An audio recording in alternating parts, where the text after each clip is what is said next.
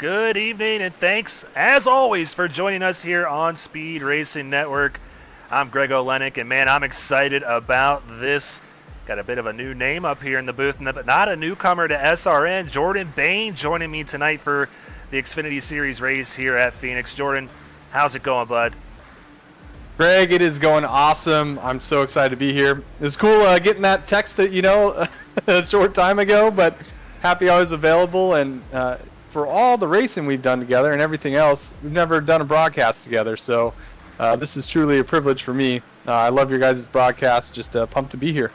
Well, we're excited to have you back. You know, we're not having you on the track here this season at SRN, but any way we can get you on Speed Racing Network, we will certainly do that if we can. But yeah, you were an Xfinity Series regular here and almost came away with the championship, won 3 races last year, so you know how to get it done. Tell us what to expect tonight at Phoenix Raceway. Man, I love these cars. I love the competition in this league. Have raced with a lot of the guys in the league. You and I both did last season. So really excited to see what happens here at Phoenix. I remember that race well. I didn't go back and watch it, but I remember what it was like from the cockpit of the old 28 car. So and I remember who was fast and who was good. And Phoenix is a tricky track, Greg. It's flat, 1 mile, both corners very different as far as 1 and 2 and 3 and 4. So I'm excited. I think they've reconfigured the track too, right? Since the last time we were here. Yep, we're running the current configuration, and boy, they've had a tough time with it in the previous 2 races. 14 cautions in the Cup Series race, 8 last night. You think we'll see the same again here tonight? These cars are tough to drive. Ah, man, I think getting through if we can get through the first 5 or 10 laps, I don't see that happening. Not 14 at least, but if I recall correctly, even in the SRN race in the Cup Series, I think we had a wreck on lap 1 that wiped out about half the field. So there's not many places to go on the backstretch to miss a wreck. So as long as everyone can get through the first couple laps, I think 5 or 6 cautions maybe, but cautions breed cautions. So we just got to get one good run in, and I think we'll be okay. Oh, I think so too, and it's going to be an exciting one. But before we get out there, let's go ahead and gear it up here on SRN and sit down with last week's winner, Seth Reed. Thanks, everybody, for joining us here on this interview segment. I got with me Seth Reed, the winner of the Xfinity Series race at Daytona this past week. Seth, thanks for joining me as always. First question's the easy one, man. How does it feel after a couple days to process what just happened? You got your first win in Speed Racing Network. How does it feel? It feels amazing. I've been replaying the end of the race in my head, and be able to win against all the competitive guys out there. It was honestly more relieving than I was excited, because I feel like I had a chance to win I was in position to win about 7 races last year, and just bum luck and mistakes on my part took me out of each one. So I finally put a full race together and put myself in position. And I got lucky too with where the cautions fell, put me on the front row that last restart, and gave me a good pusher behind me with Jacob Manning. So all credit goes to him for pushing me up to the lead on that last lap, and got to finish off and get to the line first. Absolutely, you sure did. And you said a little bit of luck went into it, but you had to have some sort of strategy going into that Daytona race. What was it? A lot of people like to sit in the back and wait for everything to happen and unfold in front of them. Some people like to go up to the front as well and kind of see if they can just hold that position. You kind of were all over the place throughout the course of that race, but ended up in the right spot at the right time. What was your strategy headed into that Thursday night race? Yeah, leading up to it, a couple weeks ago, I ran some officials, and was in top splits a couple times, and just for a couple races, I watched the key guys just stayed up front, and I just watched their strategy and how they played the lines right to stay up front. And I've taken that strategy, staying in the back to avoid the wrecks, and every time I do that, I just still end up in the wreck or I end up with damage just because of people not checking up or just circumstances. So if you're in the back, you have to avoid the wreck no matter what. If you're in the front, hopefully it happens behind you, or if it does happen around you, hopefully you get through it. But you definitely have to have some luck no matter where you're at to be there at the end with no damage. When James got spun sideways in tri-oval, I barely got damage to that, but I was really fortunate. I barely avoided him, scraped the wall, but if I was 3 inches to the left and 3 inches to the right, I would have been taken out of it. So just position myself to stay up front. Like my strategy was to stay in the first three rows, top six, and just stay there. And if I was shuffled out, I was aggressive to get back in there. Took a 3 wide a couple times. Things got dicey for sure, but I knew I had to stay on top six to at least be in front of the carnage if it happened. Which most of the time I was in front of it, but that one wreck I had to avoid, I was running eighth. So just it was the Dale Jr. mentality of try to lead every lap. I tried to play those words through my head, and I'm not trying to lead every lap, but try to put myself in position to have a chance to lead every lap, or have a chance to get to the lead if I needed to. So just be aggressive. That's it. Wow. I was like, have fun. If I wreck, I wreck out. If I don't wreck and I have a top 10 finish, it's a win. So just be aggressive and have some fun out there. It's not fun running in the back. I did it last year, and I was involved in a wreck every single time. So well, it seemed to work out for you. Brought it home. Got to celebrate on the track, which is something that was long overdue for you. But tell me how the celebration was with the rest of your Highline Racing teammates. The first win for yourself, as well as the first win for Highline Racing. What did it mean for you, as well as all your teammates, to celebrate a little bit? It meant a lot. I mean, Highline's a new team. Daniel, he's doing a really good job with being team owner, and he's putting a lot of time into it, and it felt really good to get Highline that first win, and especially like Daniel, he's, like I said, he's doing a great job. I have 2 new teammates who came on board, and Wayne, he's a good teammate. He shows up, and he's just a good dude. So it was good. It was good to bring that first win home for Highline, and I definitely celebrated a Brewdog last night, so that was fun, and just looking forward to Phoenix now for sure. Yeah, you said you were going to be ready to go for Phoenix. You should have had a shot at winning it last season. How do you feel heading into that with an extra bye week with the iRacing Build Week just upon us right now? Or actually, before we get to this, it was last week. How do you feel? You got a lot of practice in. You ready to go? Actually, I haven't touched the track yet. I don't know if the setup's changed at all, but that shouldn't really change the racing line. It's definitely a fun track with the rebuild. 3 and 4 is definitely probably one of the hardest corners I've had to learn to get through there and be quick. That's where all my time gained was, and that's where I felt like I was the strongest in the race last year was getting through 3 and 4 the best. And I know I was making up some time on Jordan last year, battling for the lead in 3 and 4, and getting through 3 and 4 just sets you up for that front stretch to be able to make a move on the inside or outside to position yourself into one.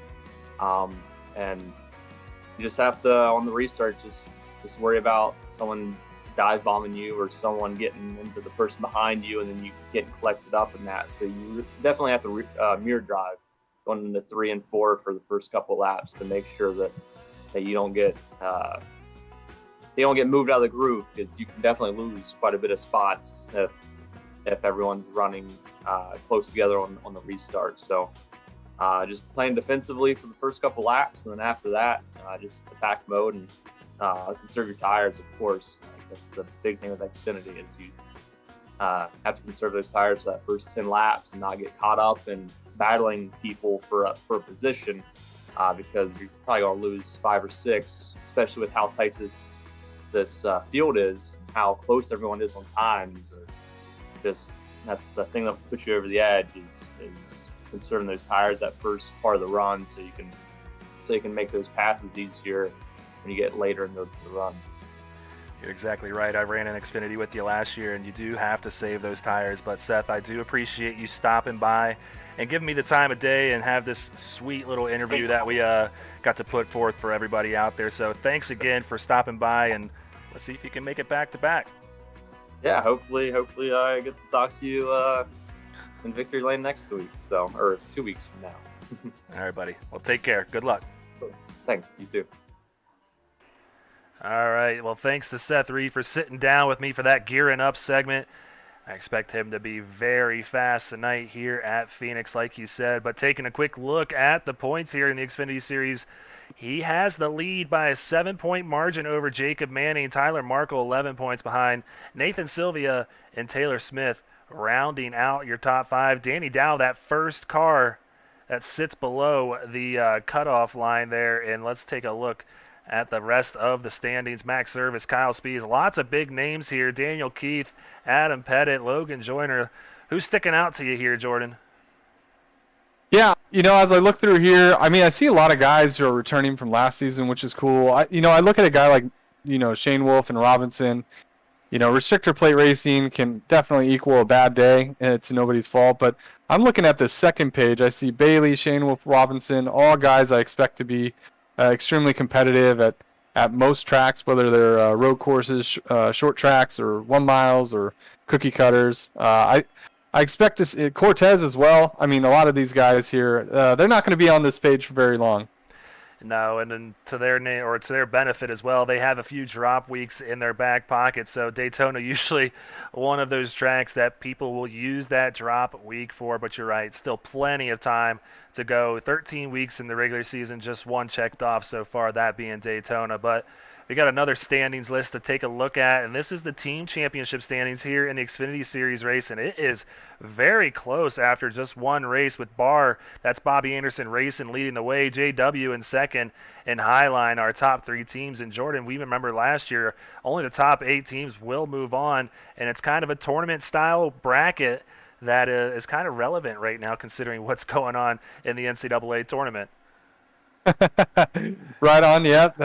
Good little NCAA plug there. March Madness going on today. Love it. But yeah, the points, team points, it's really about catching that good momentum and building throughout the course of the regular season, getting into the playoffs. Any of these teams obviously have a chance at this point. But I wouldn't read into too much, after Daytona, obviously. I think we'll start to see who some of the stronger teams are here in the next 3 or 4 weeks and start making our predictions from there. Yeah, we'll see how it just continues to unfold throughout the season, like you said. But 2 minutes before we get out there, left in the qualifying session. So let's go ahead and give a quick shout out to all of our sponsors here on Speed Racing Network. Silverback Tax Solutions, as always, they're sponsoring that green flag. And also, they're going to be doing it again tonight, handing out $1 per green flag lap. That's going to go donated towards TJ's Team Foundation. We'll talk about them more in just a second. Sparkle and Shine Mobile Detailing, they have the Rec Replay being sponsored. Butt Kicker sponsoring the Hard Charger through the season. And we just touched on it. TJ's Team Foundation, Jordan. This is a foundation that you are very familiar with here, and a lot of people here in SRN starting to become very familiar with as well. Yeah, absolutely, Greg. Helping kids with cancer, sending care packages to kids in hospitals. How can you not, be on board with a cause like that? So Travis Anderson, I know he does a lot within the iRacing community to get the word out, and I know a lot of the guys step up and help support, that cause and that charity. Yeah, we like to help St. Jude a lot out here on SRN, so very happy to have TJ's team as well. That's kind of a similar foundation where they just kind of take care of a lot of the bills that parents will have to put up with, when their kid is battling disease like cancer. So an amazing foundation. Go ahead and check them out at morethanAcape.org. And like we always tell you, if you can't donate, even the word of mouth goes a long way for these guys. And like we said too, Butt Kicker coming on board to sponsor the Hard Charger this year. This is what they're racing for, Jordan. A game or two. A lot of people like this here on the sim.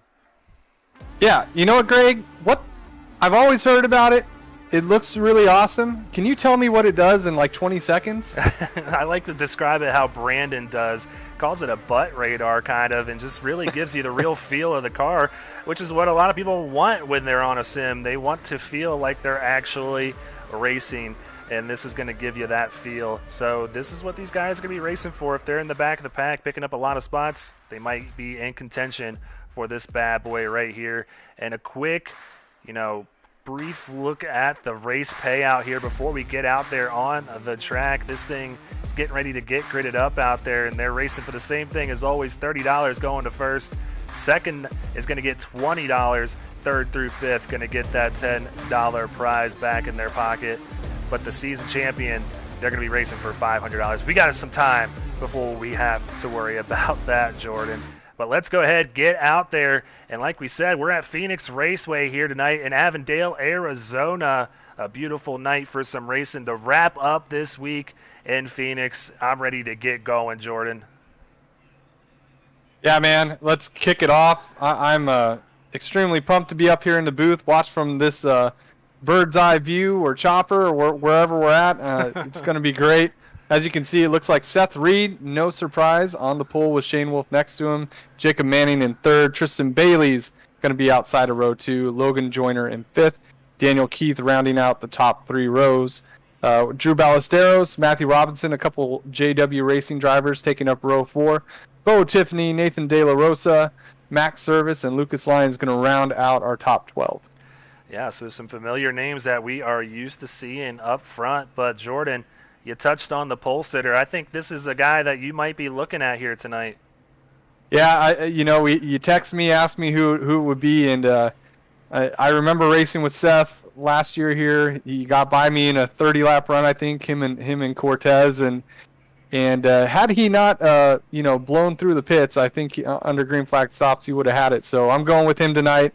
Mistake-free race. He's going to bring it home. It's not a bad pick, and he talked about it in his interview. That is the main thing that he worked on in the offseason, and that is green flag pit stop. So I think you're exactly right. If he's able to dial that in and not really make too many mistakes on pit road, he is going to be tough to beat tonight. I'm going with another fast car. He was fastest in practice before they went out there. I'm going with Matthew Robinson, riding this wave of JW Racing that has just been dominant since the drop of the first green flag here on Speed Racing Network. So I'm looking for this 51 car to get up towards the front and maybe be in contention to win this thing here tonight. Yeah, I think any of the JW cars, I looked long and hard at them. I expect them to have a great season this year. I think Matthew Robinson's another great pick. So it'll be interesting to see, I believe he's coming from row 3 or something like that. Track position is going to be important. So clean race, Greg. That's the main thing as they're heading down the backstretch here and probably getting ready. Well, I guess they got 2 pace laps, yeah? Yeah, they're going to add one on here. But you see it right there. Race control tonight going to be controlled by David Duke, Derek Da Silva. Go over to Facebook, Duke Sim Racing, or Twitch at DDuke615. to watch the race admin stream and hear the caution decisions. And a lot of the drivers really enjoyed this and they like to hear the process of what's being discussed and why someone is getting a penalty. So if you want to go ahead and hear a little bit of it's kind of having like a NASCAR scanner at a track, Jordan. If you want a little bit of a backstage scene or look at what's going on, check them out. That's cool. Yeah, I'd not heard of that. That's pretty awesome. Yeah, we're trying to be very transparent here, and I think it's earned a lot of respect from a lot of the drivers. So if any viewers want to go out there, check out Duke Sim Racing on Facebook, and they'll have the call as far as admin decisions here tonight. But, Jordan, we have the call up here in the booth, and that pace car is off. The pole sitter, Seth Reed, has the field in his hands, with James Shane Wolf just to his outside, one of those JW cars that we mentioned, and we expect to see really fast here tonight. Let's get this thing kicked off here for night number 3 in the desert. Got to wait to get to this Geico restart zone, and then Seth Reed will be throttled down to the floor, and there you see it. The Silverback Tax Solutions green flag is out, and man, he got a big jump on the field. Yep, there he goes, and then interesting to see not too many guys going to the apron right away, but as they head off into 1 and 2, Seth Reed with a big jump over James Shamewolf. Manning's going to go ahead and drop in there, although he does have Tristan Bailey still working him on the outside. We'll see if he clears him off too, and he does. Well, I guess I should have warned you, Jordan, before we got in here. The admins did decide earlier on in the week that you cannot use that apron on the restarts. So we'll be seeing that all night long, and that way it kind of doesn't stack up the field 4 wide when they get this thing going. But immediately James Shanewolf gets around Seth Reed just like that. So the 53 is out to the front, and we got a tight battle for the lead as Seth Reed, I think, wants to get that position back. Yeah, wow, that was, it almost seemed like Seth just kind of let him go there, but I highly doubt that on the second lap of the race. But Shanewolf, incredibly fast on short runs everywhere he goes. He's going to get control of this race, and Seth Reed's going to hang there and see if he can, study him a little bit and maybe find a weakness later in the run. Yeah, so we'll try and keep an eye on that battle happening out front. James Shanewolf now the leader, but looking out here for 4th and 5th, a battle between Drew Ballesteros, Tristan Bailey, and just like that, we have our first caution of the night. Looking like it's Lucas Lyons here. Big time damage. That car is junked. He's got it modified now, so that's a huge bummer. Man, I wonder what happened that he got that much damage. I bet another car's involved. Well, luckily, we can figure that out by checking out this Sparkle and Shine wreck replay here. He's racing with the 89 of Max Service. I don't know what happened. Just might have lost the tires. Oh, mini cars. The 38. Still on these. Good job. 20. I think that's Brandon Domingue kind of squeezing by on the outside. Yeah, and he blinked out there for a second, so that's why it went black. But let's see if we can get an onboard camera from the cockpit. I just feel like he got loose there and had no choice but to slide up right into the 89, putting them both into the wall. No, just overdrove it looks like, and got real tight. Yeah, that's really easy to do. Second, third lap into the race. Remember we were talking post-race, if we could just get through the first few laps, we could see some green flag runs. But there's not much room for error once you drive it in a little bit too deep, especially if there's someone on your outside. You carry a lot of speed going into turn 1 there, Greg, and unfortunately, that's an easy mistake to make. We've all done it. And, good job sliding through there. Yeah. But unfortunately, it looked like 3 or 4 other guys got some pretty big damage out of that too, Greg. Yeah, they did. You see it there. Race admin's putting that one on Lucas Lyons. He's going to get the EOL, but I think he's got bigger problems right now with the way that car looks. He's going to spend some significant time on pit road getting that thing fixed up for this first caution of the night. So not too much money being donated towards the TJ's Team Foundation right now, but it does take a little while to get things sorted out here on the track, and cold tires at Phoenix is never fun either. No, and on top of I don't think the EOL is going to be too concerning. I think he's going to have to worry about the LDFs, that's going to be coming here. Yeah, so pace car lights are off. James Shanewolf, like we said, just taking control of this race early on. I think Seth Reed maybe led that first lap, and then Shanewolf just shot by him like a rocket. So going to be curious to see if it was Seth Reed just kind of taking it easy there and James Shanewolf taking advantage of that. But your top 5 right now, James Shanewolf, Seth Reed, Jacob Manning, Drew Ballesteros, and Tristan Bailey. So you see them, 3 of the JW Racing cars up in the top 5 already. Matthew Robinson back in 10, so 4 in the top 10. They're having a great start to this race. That's right, and with not only 3 laps on their tires, not shocking. I don't think too many people came down pit road. Probably not much of a benefit there. It's all about track position as they're doing this long cruise to the Geico restart zone, which is unique to Phoenix. But we'll see if Shanewolf takes off here. He's gone. Good jump. I think we'll see that from the leader all night. Nobody can go below that yellow line here on this first lap, and Shanewolf's going to maintain control of the race. Reed's going to drop down behind him as they're side-by-side behind him for 3rd and 5th, Greg. Yeah, so good start for James Shanewolf here, but we got a battle for 2nd. It looks like Jacob Manning getting real close to the 81, but not able to get to the inside. In the wall. Yeah, I believe that's the 66 of Nathan De La Rosa back there in that Toyota Supra. Whoa, and he gets some help from the 23. Everyone miss him. Oh, good job. Everyone behind. Actually, good job by him locking it down. keeping it out of the fence and not getting any more damage out of that. He got the wiggle wobbles after he kind of got in the fence there, Greg, and I don't think he ever got a good angle or hold of things going into one. And, as a result, a little bit of contact with 13, who is Bo Tiffany.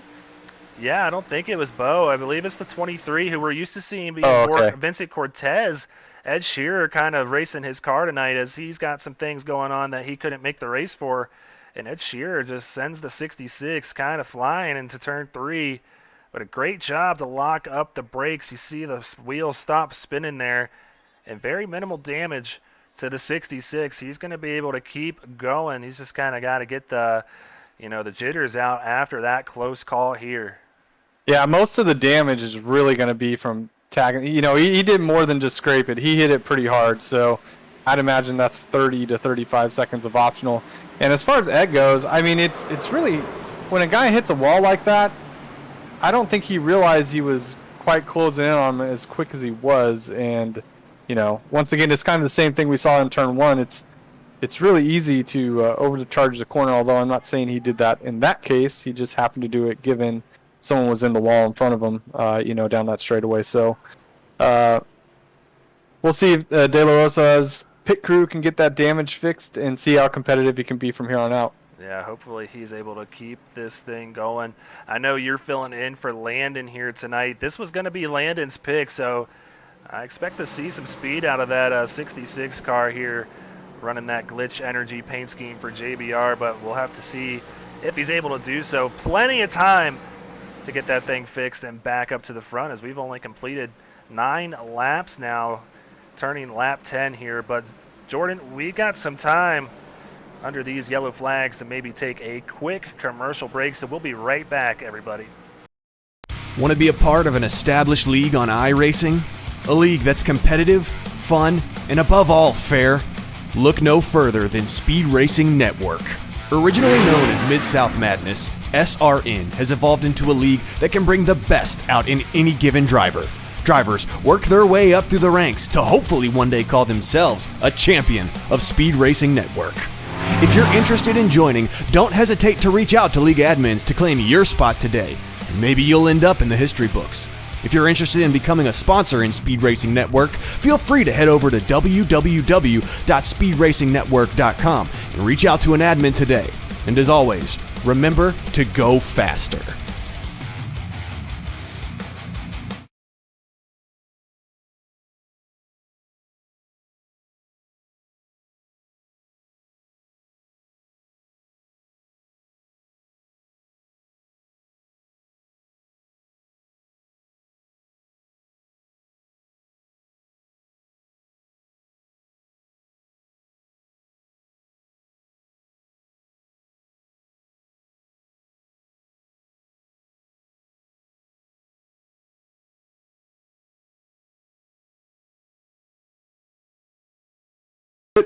Probably, but at the same time, it's just such a weird scenario there. I agree with that call by the admins. He wasn't trying to be overly aggressive there. It was just car in the wall in front of him. That kind of started all that. And then why does the 53 have damage, Greg? Is that some sort of glitch? He has a bunch of damage to the rear. That would mean somebody got into the back of him, which Seth Reed was behind him. We're coming to the green now, but just pointing that out. Oh, yeah, someone definitely did get into his rear end there. That's some significant damage, and I'm trying to figure out who it is by looking at people's noses. Doesn't look like any of our leaders have damage on their nose, but nonetheless, the Silverback Tax Solutions green flag is back out here at Phoenix. Let's get this thing underway again, see if we can get some green flag laps going here. That's right. I believe, Greg, we're gonna settle in. We're gonna get a good green flag run here. Seth Reed, good move on the outside here. He's looking to he's got the momentum off of 2 as they head down into turn 3. And it looks like Shane Wolf is going to back the corner up a little bit, try to get a good run off the bottom. Side by side, Greg, as they head down into 1 again. Yeah, you see James take that apron approach, and Seth going to stay on the track. And that's usually the faster route, I believe, as far as speed-wise goes. And there you go. He's able to send it really hard and get that second lane rolling for that 81. He's going to have some good speed as he goes down the backstretch here. See all these guys flying by you here with this camera on the wall. They're still side by side as they come to the stripe. This is a heck of a battle for first, while Jacob Manning and Drew Ballesteros are just waiting for this thing to sort itself out. Yep, it's the 3 JW cars versus Seth Reed here as he has the preferred lane again. Shane Wolf is going to go ahead and give it to him as he's going to fall in there in second with Manning, Ballesteros behind him, and now Tristan Bailey up to 5th after that restart. Yeah, so that's your top 5. Matthew Robinson up to 6th, already up 2 positions from where he started. So he's having a good run. It's about to be another JW-dominated race, but Seth Reed not having any of it as he's claimed sole possession of that lead after battling side by side for about 2 laps. So this is a heck of a battle up here on these fresher tires. James Shanewolf, he wants that position back, though. Yep, he's putting a lot of pressure on him here. Now, hopefully these guys are realizing this is a 140-lap race. We got a long ways to go. Can't hit the fence. Just got to, keep it cool here. But they're racing like there's 20 to go. As Shane Wolf, as you can see, that outside lane just carries some momentum, especially on these new tires. It's going to be tough to make anything work on the bottom until, maybe some tires have worn a little bit. Yeah, so you see that different line. Seth Reed kind of diamonding the turns, which we've seen work really well all week long. Not sure who that is. Slowed down back there. Tide ride. 38 of Jamie Plord. Yeah, it looks like a Tide car. I believe that is Jamie Plord in the 38. I think he's already a lap down, so getting out of the way for these guys. But back up front, we don't want to miss a bit of this action. Unfortunately, he tagged. I forgot who it was. Lucas Lyons. He tagged him really hard in that first incident. So it's going to be a lot of laps down fun for him, unfortunately. But yeah, I mean, Shane Wolf not letting Reed get away here. He's staying right on his bumper. Still seems to be applying a lot of pressure. Maybe trying to take some notes for how he might be able to get around him if there's a short run at the end of the race. But he's working really hard to try and get that clean air, Greg. He does. He wants it really bad. It goes a long way to have that clean air. Oops, wrong cameras. We have another caution out here on the track. Let's see. I'm not showing anybody here that caught some damage. I always love when it's a phantom yellow. So I think it may have been Michael Aminti. Let's see.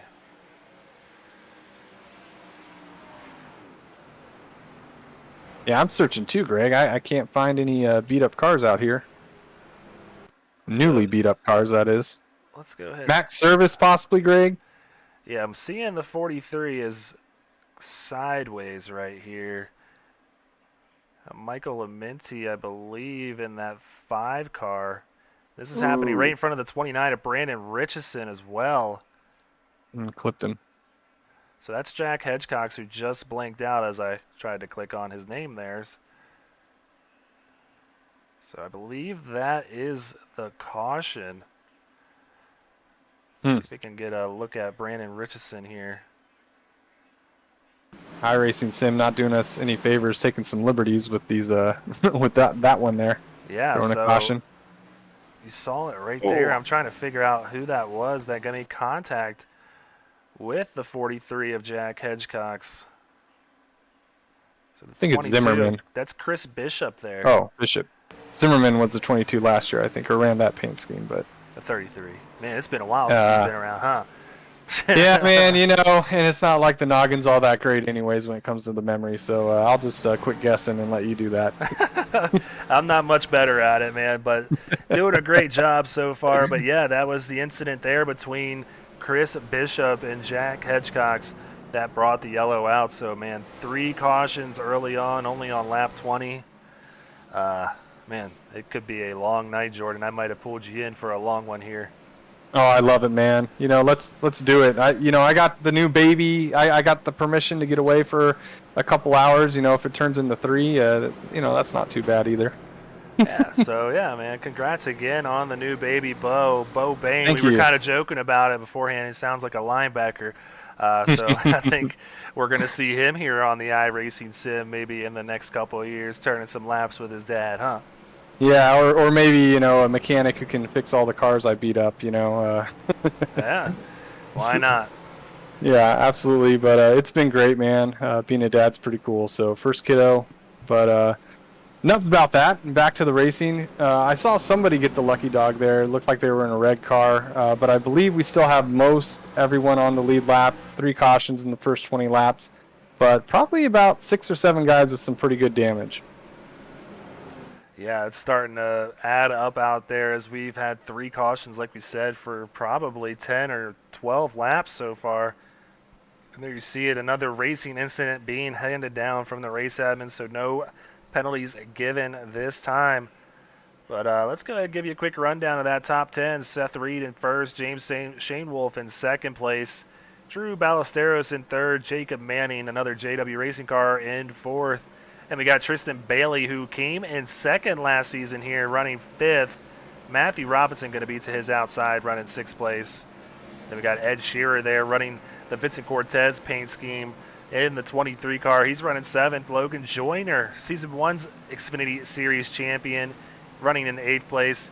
And then rounding out the top 10, going to be Josh Marcy and Bo Tiffany. So pretty stacked top 10 here so far. And I believe, with the talent we have here in the Xfinity Series, this race is just getting started here.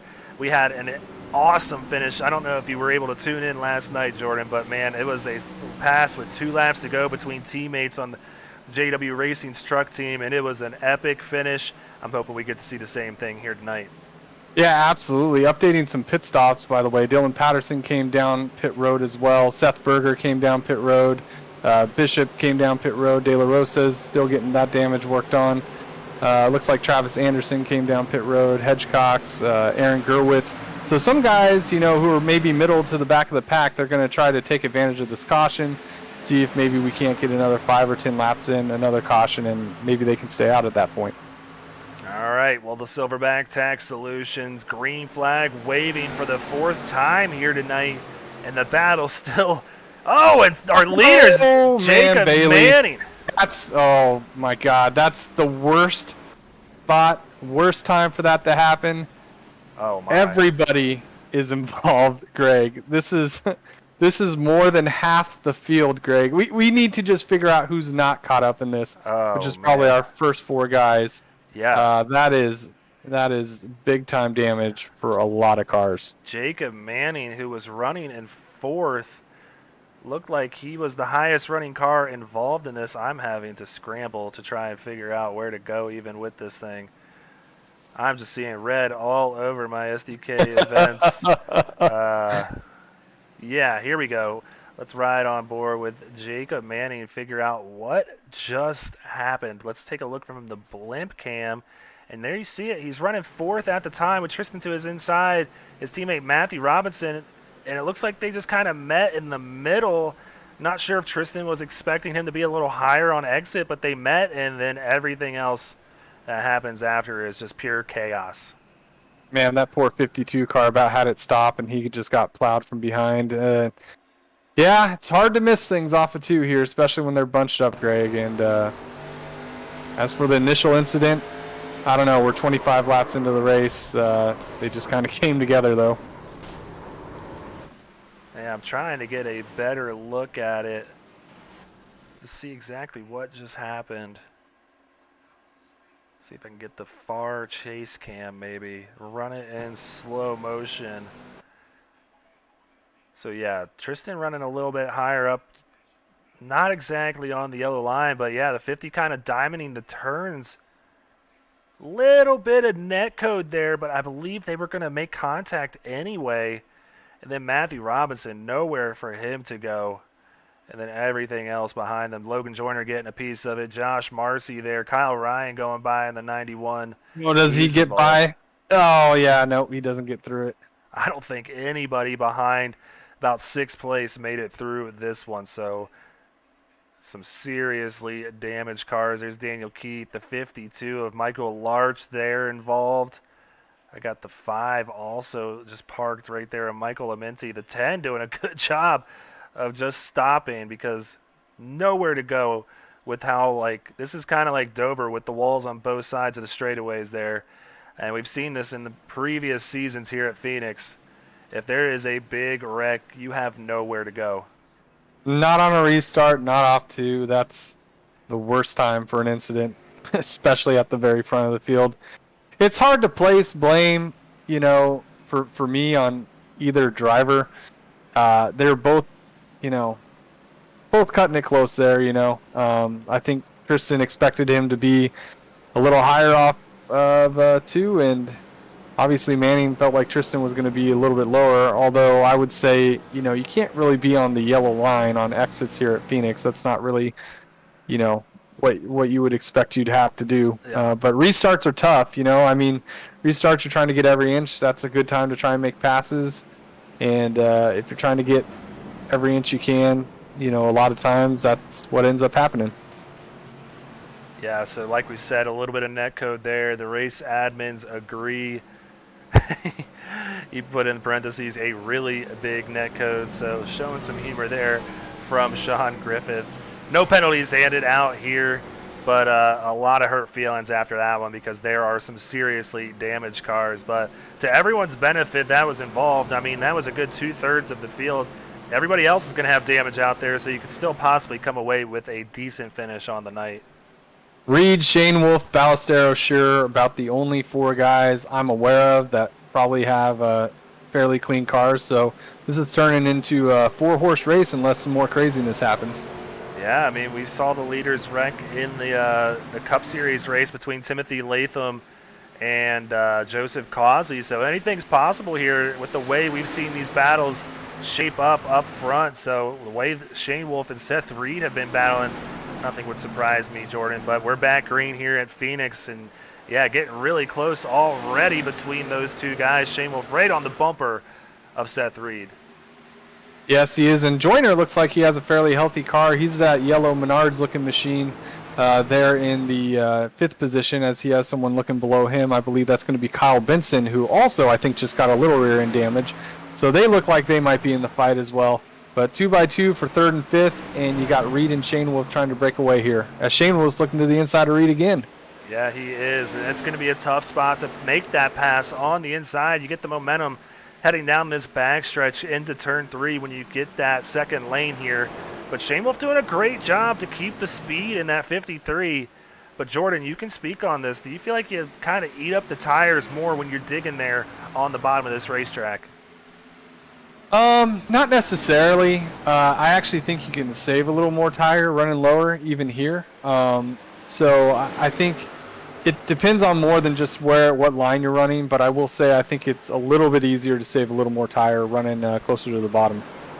We're coming to the stripe to finish lap 30. 30 laps done, 110 laps to go here out in the desert. Let's see if we can find some battles happening on the track to take note here. Brandon Richardson back here. He's trying to get by the 77 of Seth Berger, who has Logan Joyner just in front of him. So Logan dropping a few spots since that last restart. That damage might be hindering him a bit, but take a look at all these cars. Each one you look at, like you said, Jordan, all having damage. I think Brandon is fairly unscathed, and that's why right now he's up 15 positions, running 14. So a great night for him. But a lot of dinged-up cars out here so far in the desert. One of which, though, I want to give a quick shout-out because we got a butt-kicker hard charger to take note here. Up 28 positions. Taylor Smith started 40th on the night, up to 12th already, sporting the Memphis car. Those Memphis Tigers had a tough game earlier on, but beat their opponent and advanced in the tournament. So I'm sure he's feeling a little bit of that luck out there tonight. Yeah, he was another guy also who took advantage of that. Made a pit stop on around lap 22 before that huge incident. He's got some rear and some front damage, but he seems to be moving okay. Yeah, so we'll keep an eye on Taylor Smith. Oh, as he gets into the wall right there.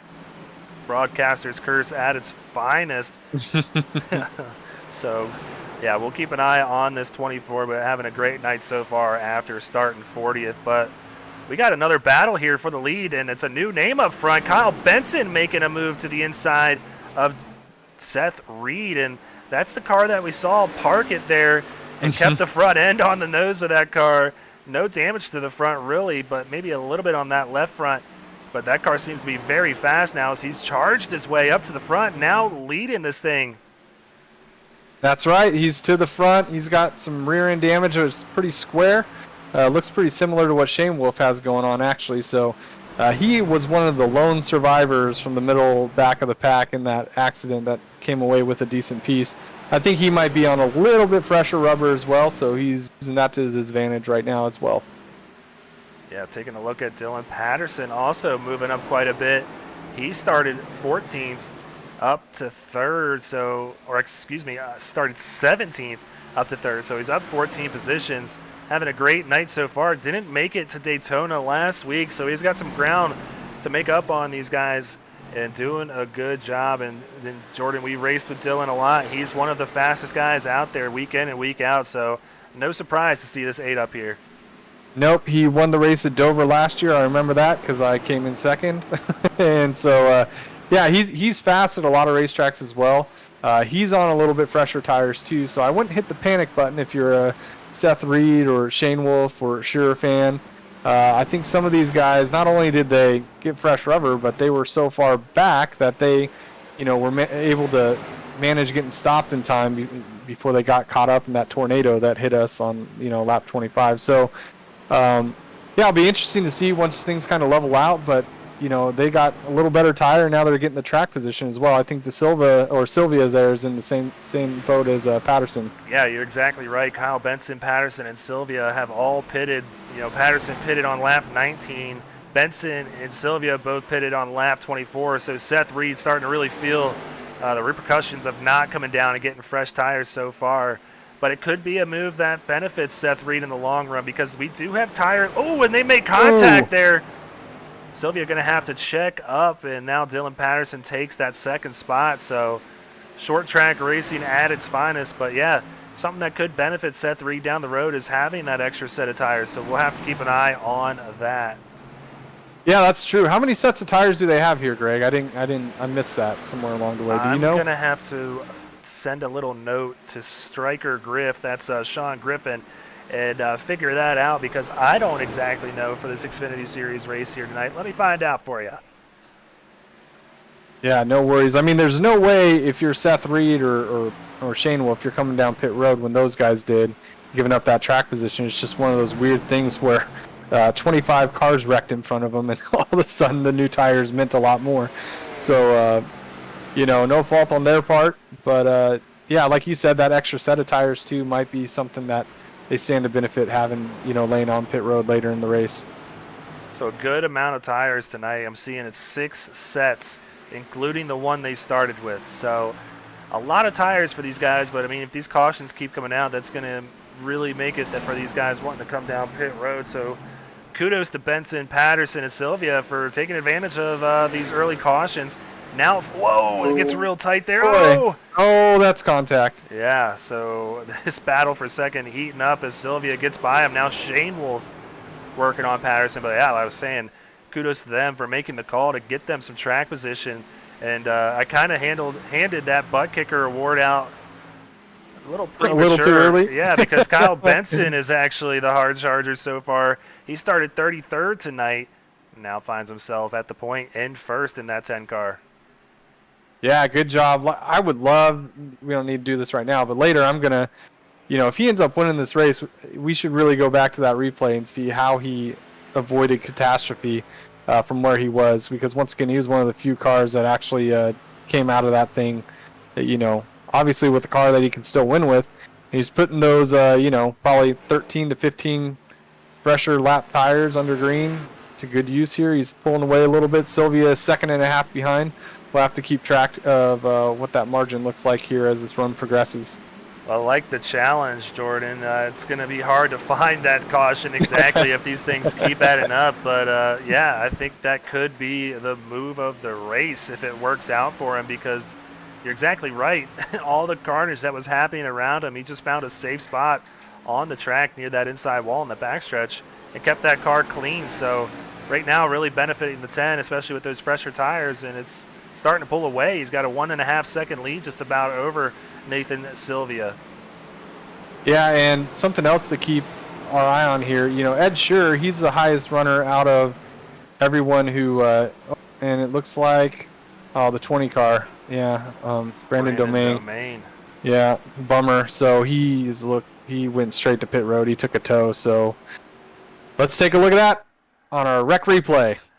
Not my buddy Brandon. Everybody knows this is my boy here up in the booth. He really wanted to do well here tonight. Let's take a look. Might have been a self-spin off of 2. No, Danny Dow gets into the wall. Oh, man, that's the worst when it happens. And he you hit get the stuck imaginary on the wall. hook. Yep. He sure did. That is unfortunate. Thoughts and prayers to the 20 car after that one. So unfortunately, not having to start to the season. Yeah, the EOL being given to this 21. We're going to take another look from the chopper cam over the 20. Yeah, the 21 just gets into the outside wall, and this is the worst thing that can happen to you on iRacing. Get hooked on this wall, and you just see him burning up the tires, and nothing he can do except reset that car there. So unfortunately, going to be done here tonight, more than likely, with a significant amount of damage on this car. I think he's got some engine trouble here as well on that 20 machine. Yeah, undoubtedly.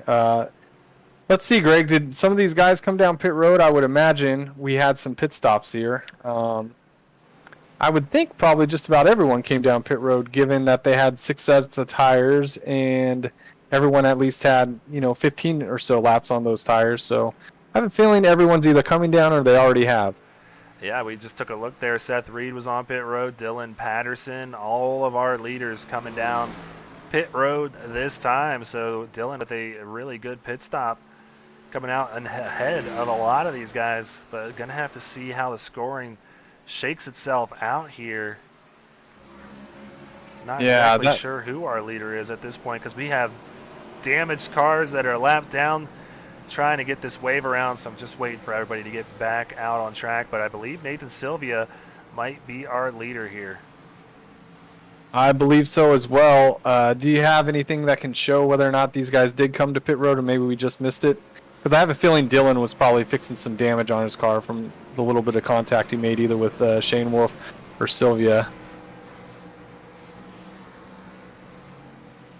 So yeah, looks like everybody came down at the same time here. Sylvia has now come down twice. Berger has now come down twice. And there you see Scherer, Ballesteros, and Shane Wolf taking their first pit stop there, running a 45-lap stint on those tires. But yeah, Nathan Sylvia is going to be our leader here. All right. Well, that little extra set of tires, that they used earlier to get the track position really working out for Sylvia. So now these guys, though, Greg, will get a little bit better idea of what sort of pace everyone has, assuming we go green for some time, now that they're kind of all on equal tires here. But I imagine a lot of guys from Patterson on back probably took time to fix whatever optional damage they could who are on the lead lap. So I'm thinking we probably got about our top 5 or 6 cars here that are relatively healthy. Yeah, and speaking of that top 5, Nathan Sylvia, Ed Shearer, James Shanewolf, Drew Ballesteros, and Nathan Della Rosa, Seth Berger is going to be in 5th. So that's your top 5. A lot of variety up here. We got some JBR cars, we've got some JW cars, and we've got a few tank racing cars. So some strong teams out here flexing the muscle early on, as we're going to take the green flag here, crossing the stripe to start lap 49. So let's get this thing back underway with the Silverback Tax Solutions green flag here. Green flag, Sylvia with a good jump. Like I said, I imagine we'll see that all night from our leader, and it looks like it's going to be Ballesteros challenging for second here on Ed Shearer. The caution is back out just like that. So, boy, these admins going to have to get things under control. I'm seeing Taylor Smith is around here. These guys going to be careful, as these are the leaders coming up on him. Ooh. James Shanewolf not taking the line I probably would have taken there, but gets by Taylor Smith cleanly. Let's go ahead and check it out again on our Sparkle and Shine Rec replay.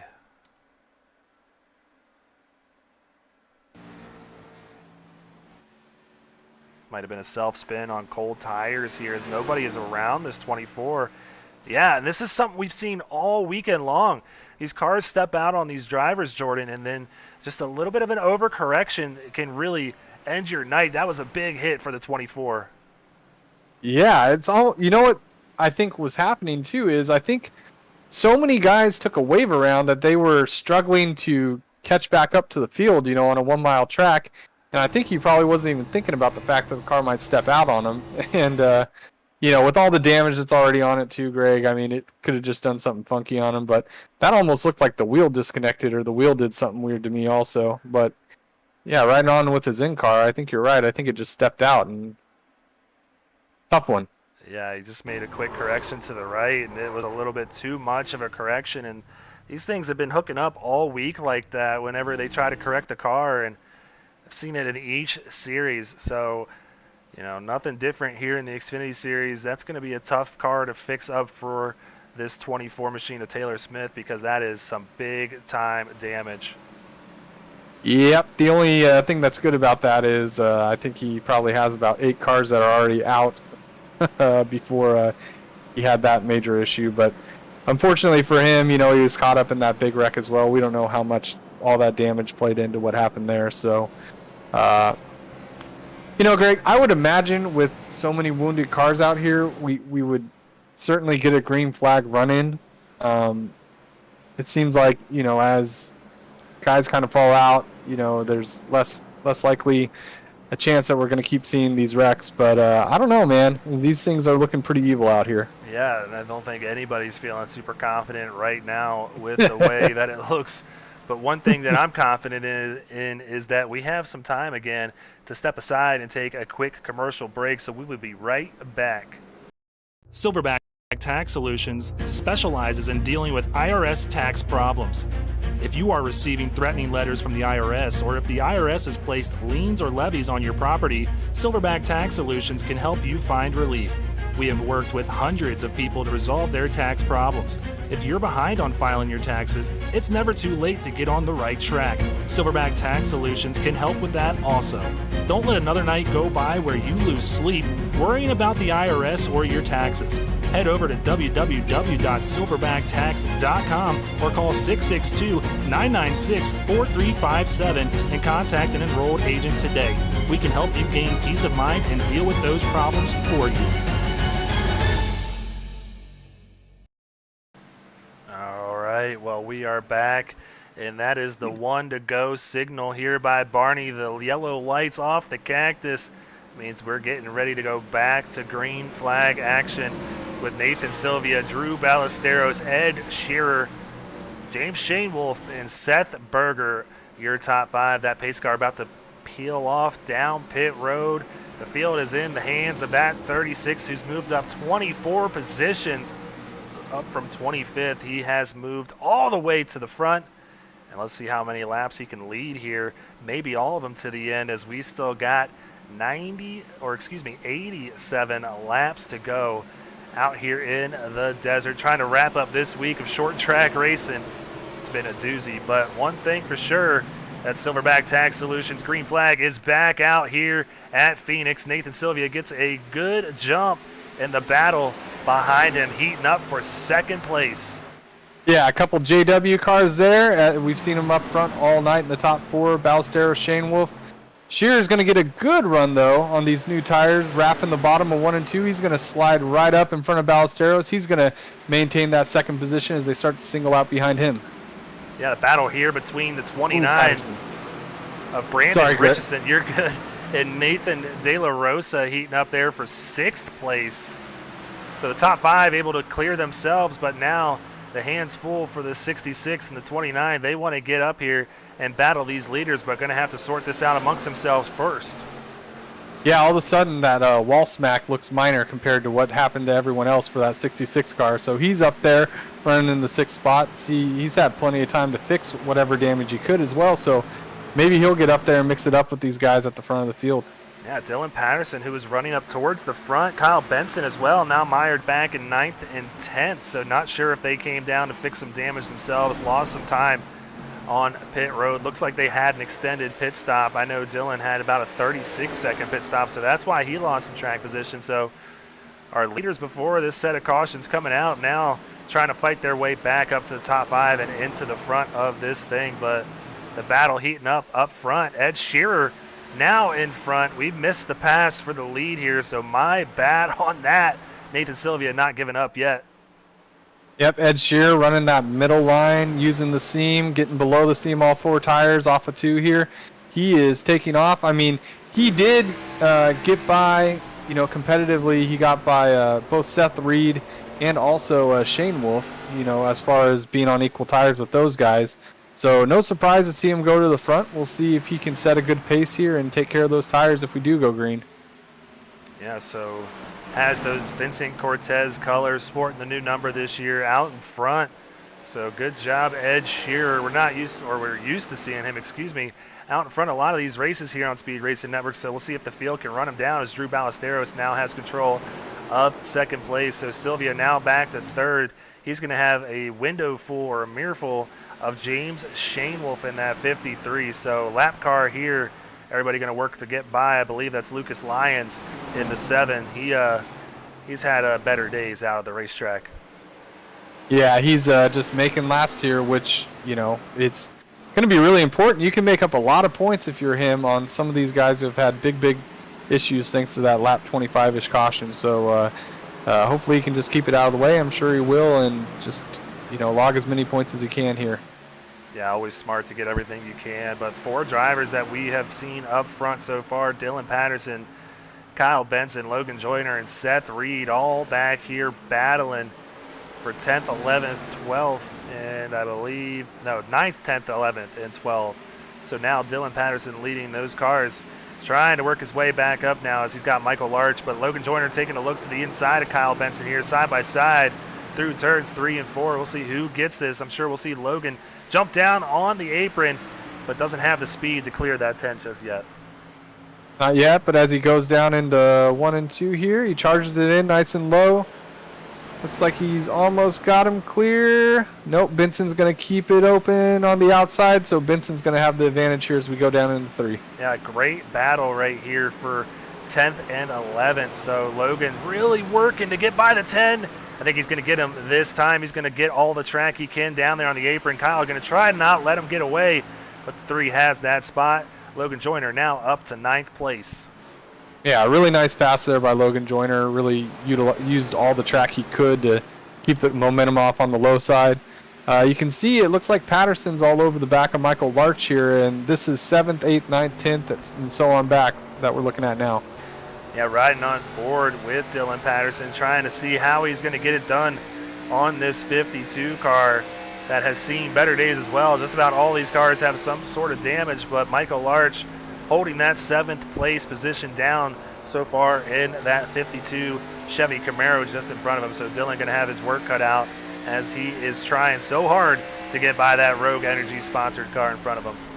Yeah, and Ballesteros now all over the back of Ed Shearer as well there at the front of the field. They've got about a 1.2 second gap on the next 3, which is Shane Wolf, Sylvia, and Berger. But these 2 here, it'll be interesting to see, if we go green for a little bit, who has a little better pace. But right now, Ballesteros really putting the pressure on. Yeah, Drew Ballesteros, who has one win to his name here in SRN, looking to make that 2. I believe it was Pocono where he won last season, so a very different configuration here in Phoenix that he's trying to make that win number 2 appear at. So the 54 looking very fast so far, that beautiful purple number 54. So JW Racing wants to get their cars back out in front. Drew Ballesteros right on the bumper of the 23. He's right there, and it's so difficult to pass here, at Phoenix. But, you bring up a good point that he won at Pocono, although pretty different tracks, both very flat racing surfaces. So they do drive a little bit similar, at least in my experience. So not shocking to see Ballesteros here putting the pressure on for the lead as we're on working lap 66 now. Jordan, there's one thing that I like, and it's when people say I make a good point. So thanks for telling me that. You boost my ego up a little bit. But yeah, it is a very similar track, even though the distance is a little, or actually a lot different. 1 mile compared to, 2.5 miles at Pocono. So yeah, so Drew Ballesteros is fast at every track. So no surprise to see him really bearing down on one of the best in the business, Ed Shearer, in that 23 Ford Mustang just in front of him. But Ed doing a great job holding him off so far, using all the track he can in 1 and 2 to get that run off to the diamond almost through 1 and 2. Gets a really smooth line and just really looks smooth overall. Yeah, absolutely. I mean, he's running, a really good line. He's using a lot of the track in 1 and 2, so curious to see, you know, how that will affect him in the long run. But I think both these guys with, you know, clean cars, I think they're in good shape to duke it out here as long as nothing goofy happens the rest of the way. Yeah, so we will keep an eye on that, but let's go back and check out this battle heating up between Larch, Patterson, Joyner, Kyle Benson, and Seth Reed. This battle for 7th place. You would think this is the lead of the race right now, as it's almost 3 wide. Dylan Patterson looks like he's overdrove the entry into turn 3 there, lost 3 positions from doing that. Yep, easy to do. You know, you get to the center a little too fast. Got to slow down a little more there. It's going to kill your exit speed. But Joyner moving forward here, we saw him, I believe, get by Seth Reed earlier, and it looks like he's picked off about at least 3 more, Greg. So he's about, what, 4 seconds behind the leader right now. So maybe we'll keep an eye on him and see if he's got some pace to try and run those guys down. Yeah, we mentioned it, Season 1 champion of SRN's Xfinity Series, so he knows how to wheel these things around. Nothing changing up front, though. 54 is still right on the bumper of this 23. And Shane Wolf is keeping an eye on these guys, and I don't think Shane Wolf is going anywhere. If anything, I think Shane Wolf might be catching up a little bit here. Yeah, it's hard to tell, you know, exactly how hard, you know, Scher and Ballesteros are pushing the car right now. You know, Scher might just be driving a good line that, you know, he knows is going to be difficult to be able to pass him with. At the same time, you know, trying to save as much of the car as he can in case we do go for a long run. But he took off pretty quick there on, you know, the first 5 or 10 laps. So we'll see if we'll just have to see how it plays out. But I agree, Shane Wolf's not going anywhere. Neither is Sylvia or Berger. They're both within 2 seconds of the leader right now. Yeah, you can take a look at the little graph I have here. He's closed in about 0.2 of a second over the course of 5 laps. Now they're starting to put a little bit of time on him, but still catching them slowly but surely. So we'll keep an eye and see if this 53 is going to come up to the party as well, especially with lap traffic coming into play. We'll have to keep an eye on this. Yes, and they haven't really hit any sort of heavy lap traffic. You know, a lot of the guys they've been hitting have been really, really wounded cars. So it'll be interesting. I mean, we have 25 cars still on the lead lap, but I would imagine about 15 of them are pretty banged up. So lap traffic at short tracks, you know, or a mile track like Phoenix, are always going to play into things. So we'll see who can navigate it the best.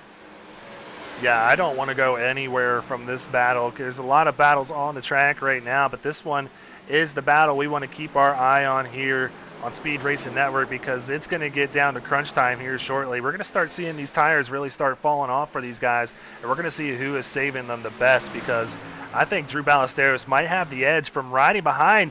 And there you go. He might use the damaged car of Bo Tiffany as a pick here, potentially. He has the track position on the inside. They got to stay off of each other. He gets into him just a little bit. Wow. And then Ed Shearer clears him because Ballesteros has to get off the gas. Yeah, that was almost a big problem. But, you know, this is the first somewhat competitive lap car they've got to. And as you can see, they didn't get by him without any contact. So they got quite a few more in front of them. And now, you know, you can see Shane Wolf really, you know, he chopped that distance in half just right there. So, yeah, it's gonna be goofy. And then, you know, the one thing about teams too, I don't really know who's on which team. Oh, this is a good move, 3 wide. Sure's going to have to really ride the top here, and that lap car is doing an excellent job staying in the middle. Now James Shane Wolf coming up into the party. We got a battle for the lead, a 3-way battle. Great job by Kyle Ryan.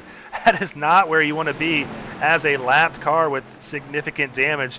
The leader's splitting you there, and you're the meat in the sandwich, so good job by the 91. But, Jordan, this is a battle for the lead here on lap 76.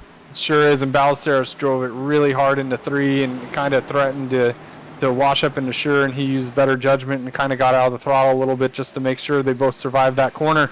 So now, you know, Shane Wolf, he's got his teammate Ballesteros, and then Sure's the meat in the sandwich there running in second. But more lap cars to navigate, and I will say this much, Greg, I think it is more difficult absolutely being the leader and trying to navigate this. You know, when you're right behind, you have the benefit of seeing where the leader's going to go, and maybe there's a better option by the time the leader's made the decision to go there. So, yeah, this is going to be tricky.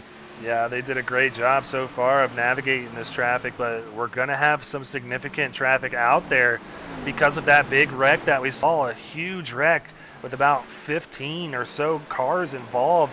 Now I'd say about 20 or half the field has significant damage. It's going to be well off the pace as you see Drew Ballesteros running down Brandon Domain now.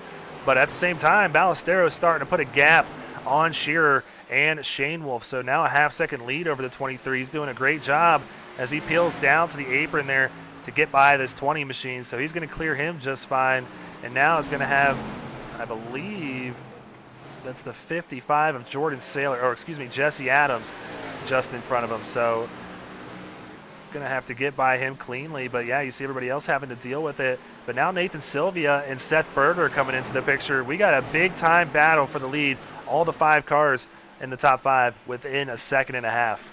Yeah, you took the words right out of my mouth. I was going to say Ballesteros is starting to put a little bit of a gap, but also Sylvia and Berger, they've kind of come up and joined the party.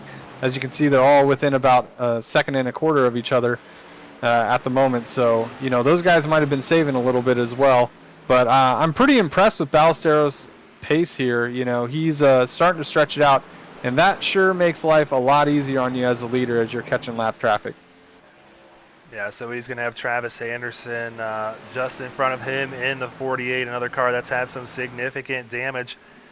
Running 22nd now. He's going to go a lap down here. So 21 cars on the lead lap, so about half of our field still on the lead lap. But, Jordan, we got a pretty nice green flag run going here. And as they pass Travis Anderson, I just want to go ahead and say again, you know, each green flag lap that they complete, Silverback Tax Solutions putting up $1 towards TJ's Team Foundation. So these guys maybe had that in the back of their mind, getting it done now for that foundation and growing that pot a little bit more.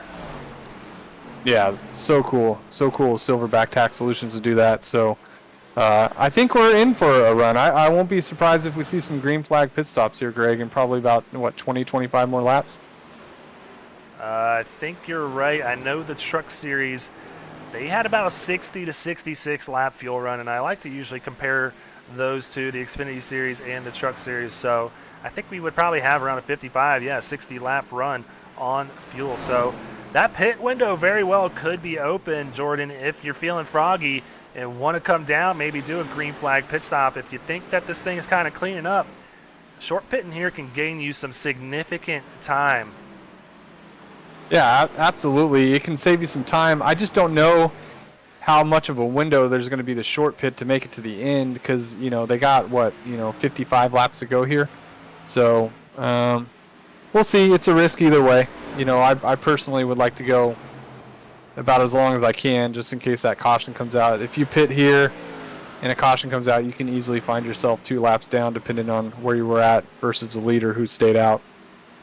Oh, for sure. And, yeah, you're exactly right. We used to run on the same team, and we kind of had the same thought process in that we would just stay out the whole time because, man, when you have those fresher tires and those guys that short pit, you feel like you're in a rocket ship flying around these guys. So it's a tough call. I mean, if you're back in 10th, maybe 12th or so, knowing that you don't have a car to win this thing, you might make that home run call and try to gain you some track position and maybe get a lucky caution down the road. But, yeah, you're exactly right. It's always a tough decision on what to actually do, especially when it comes to short track racing because you can really lose a lot in the process. Yeah, you can certainly, roll the dice on that. And I wouldn't be shocked if we saw Sylvia or Berger or one of those guys who's in the top 5, who's in the fight, maybe short pit a little bit.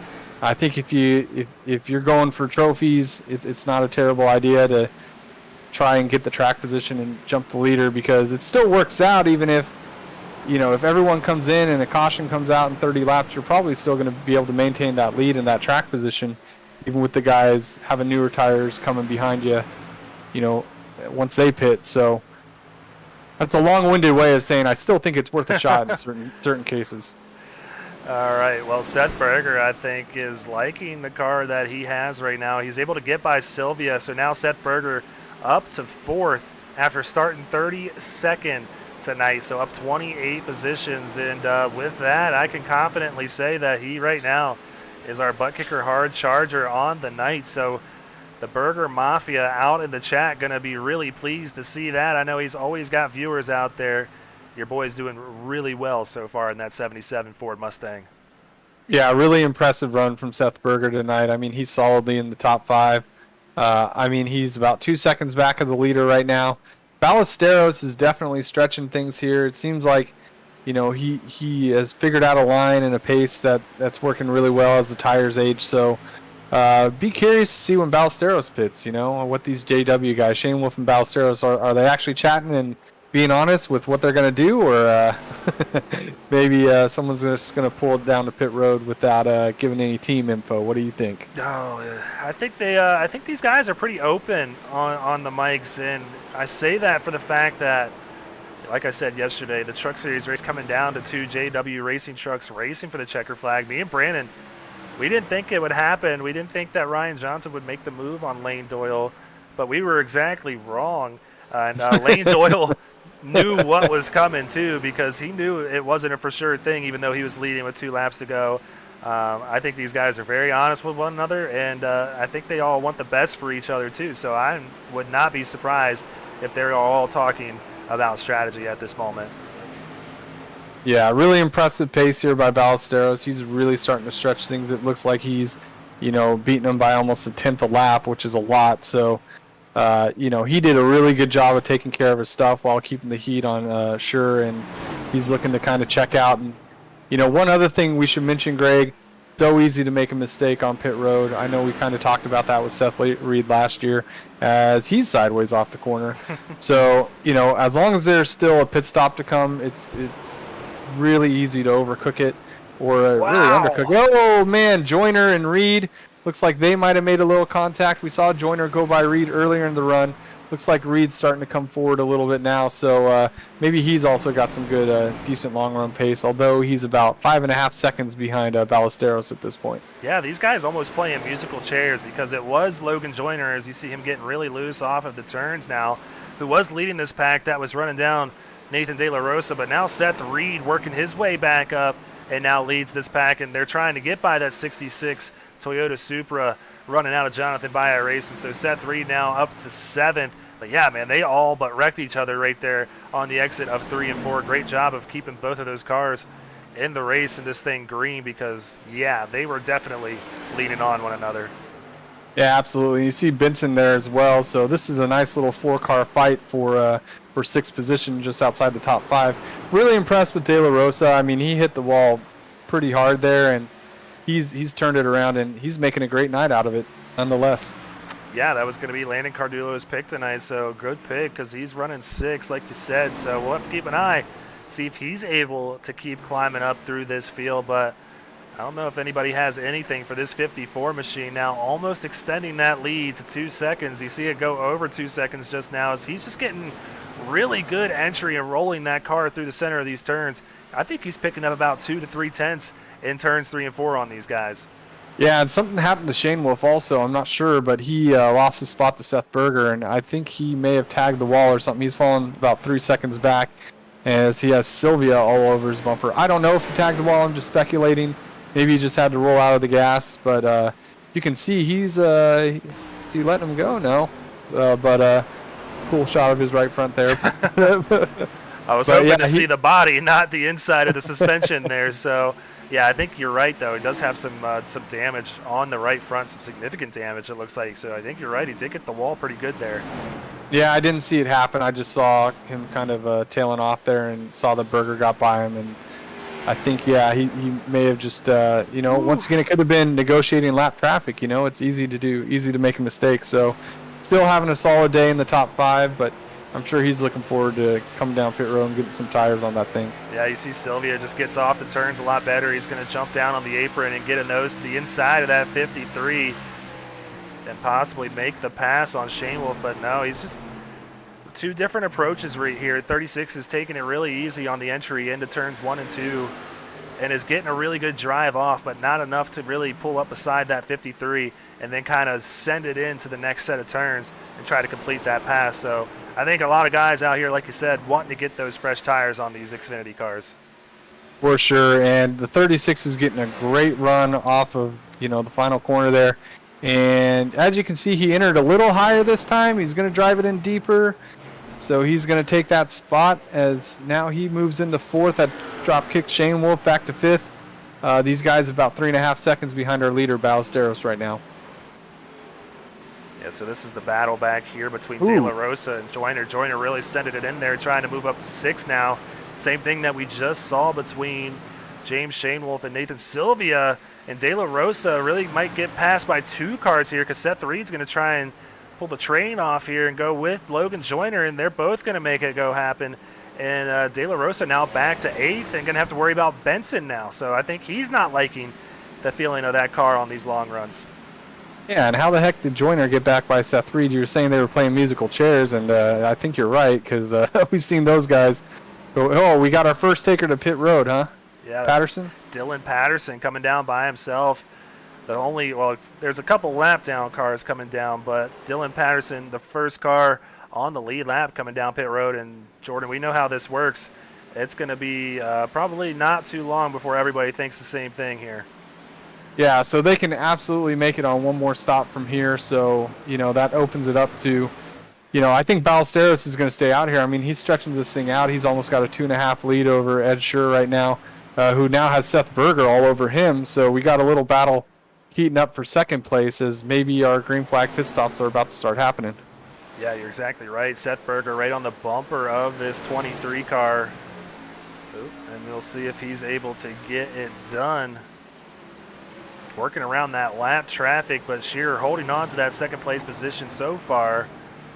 But Ballesteros liking what he's seeing as that gap is almost at 2.5 seconds in front of these guys. And I think you're right, Jordan. I think he's just going to stay out, milk this run as far as he can, and then just have the fresh set of tires on the back end of this run if this thing stays green. So I don't think there's a lot of danger in staying out for him. No, not at all. I mean, with a 2.5 second cushion, he can probably go for sure at least one more lap, on these guys, and assuming everything else equal, still come out with the lead. So he might go 1 or 2 laps longer than, Shearer or Berger would go. But Berger looks like he has really good long race though too, Greg. He's really come up from 5th. He passed, a competitive 4th place car, competitive 3rd place car. Now he's looking to pass Shearer, who's spent some time in the lead at the start of this run. So pretty impressed with Berger. If he can really get on and off pit road well, maybe he has something for Ballesteros. So Seth Reed hits pit road. Yep, Seth Reed coming down pit road. So big move here by the 81. Might be trying to pick up some track position there. But want to go back to this battle between Ed Shearer and Seth Berger because it's not just between them. Nathan Sylvia is now up in the mix here as well. So a 3-way battle for second heating up out here. Yep, these 3 guys, at the end of this run, all coming back together. Ballesteros now with a 3-second lead. As Benson, De La Rosa, they're going to hit pit road. Good job by them. It looks like they got down to speed in time. Same thing with Reed. Looked like he got on really clean. So, pit stop's happening, Greg. Oh, yeah, that's going to start happening here quickly, too, as everybody else doesn't want to get left in the dust. But I think the only one that's feeling confident about where he's going to pit is Drew Ballesteros. So we'll keep an eye on when our leader does pit. You can see him way up there. He's got about this backstretch length of gap on these guys because these guys are battling. Nathan Sylvia almost overdrives the turn there. He's really getting into the turns a lot better than Shearer and still getting off better at the same time. So that 36 is really feeling good. Yeah, absolutely. Shane Wolf on pit road now. You can see it looks like Joyner and Manning are still out there. So it'll be interesting to see, that was very close in between Sylvia and Shearer. Yeah. These guys both having good runs. The last thing they want to do is make a little contact here right before pit stops as Joyner also hits pit road now. Yep, so Logan Joyner coming down pit road, and Seth Berger starting to pull off into the distance as these guys behind him really battling hard for 3rd. Good job by Sylvia to really get off of Ed Shearer there because that could have ended very badly, and that is everybody's biggest fear when these green flag pit stops are happening. They don't want to see that caution flag come out, and if they've already pitted, because a lot of these guys sitting a lap down or so. Yeah, Seth Berger is absolutely flying, Greg. He's already chopped about 7/10 of that lead off from Ballesteros ever since he got by Ed Shearer. So he is coming fast. I think we'll see Ballesteros maybe come down pit road. If not this, yep, here he comes. So he's coming down pit road. We'll see when Berger decides to come down pit road. Doesn't look like he's coming this lap. Yeah, it's a smart move by Ballesteros because you're exactly right. He probably was looking at that relative in his black box and saw that he was losing time to Seth Berger. So smart to come down before he loses that lead entirely. So we'll see if that works out. Could be a potential move of the race for the 54 to come down when he did. But new leader out there is going to be the 77. I think he might be thinking about coming down, and here he comes. Yep, Seth Berger coming down pit road. I think we're going to see Sylvia coming down pit road. Oh, that's way too fast. Sure. Wow, great job. If they did not speed, both him and Sylvia made up a lot of ground on Seth Berger coming to pit road. Yeah, it's very misleading here because you think that wall is the beginning of pit road speed, but they had some time before they got to that yellow cone. So it could have been a big move there by Shearer to make up some time on these guys, and that is big when you can put that in your back pocket and make up time on pit road. So now Jacob Manning out in front, and we'll see when he decides to come down. Our leader, that was the leader before he pitted, Drew Ballesteros, just behind him here. Manning doing a great job with no downforce and no spoiler. So he's still out there on the lead lap. He's currently the leader. You can see Shane Wolf on new tires blowing by him.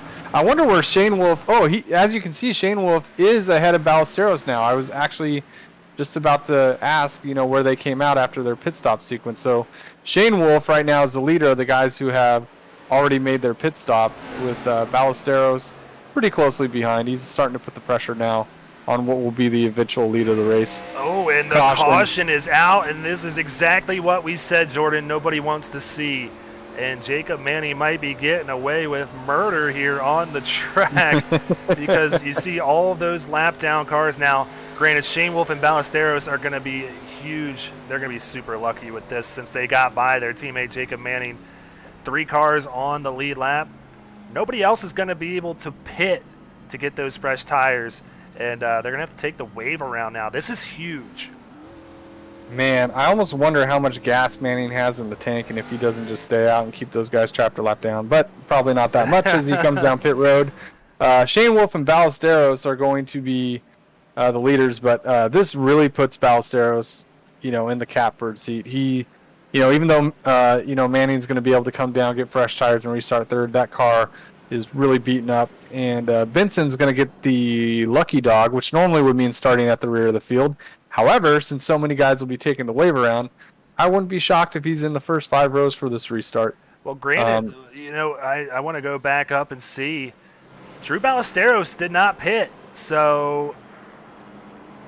Oh, well, these guys are going to still be in front of him, so that doesn't matter. I was thinking for a second if they stayed out, that was going to trap the wave around cars, but no.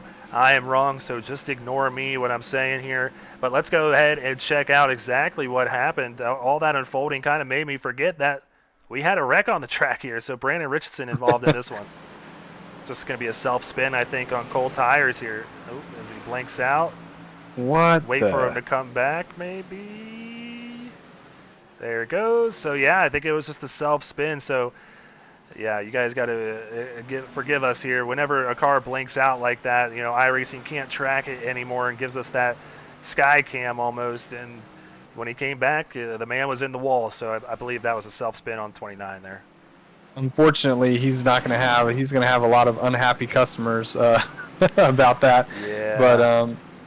But it happens. It's racing. I think the guy who, if I was Ballesteros, I would just pit, man. Like, why?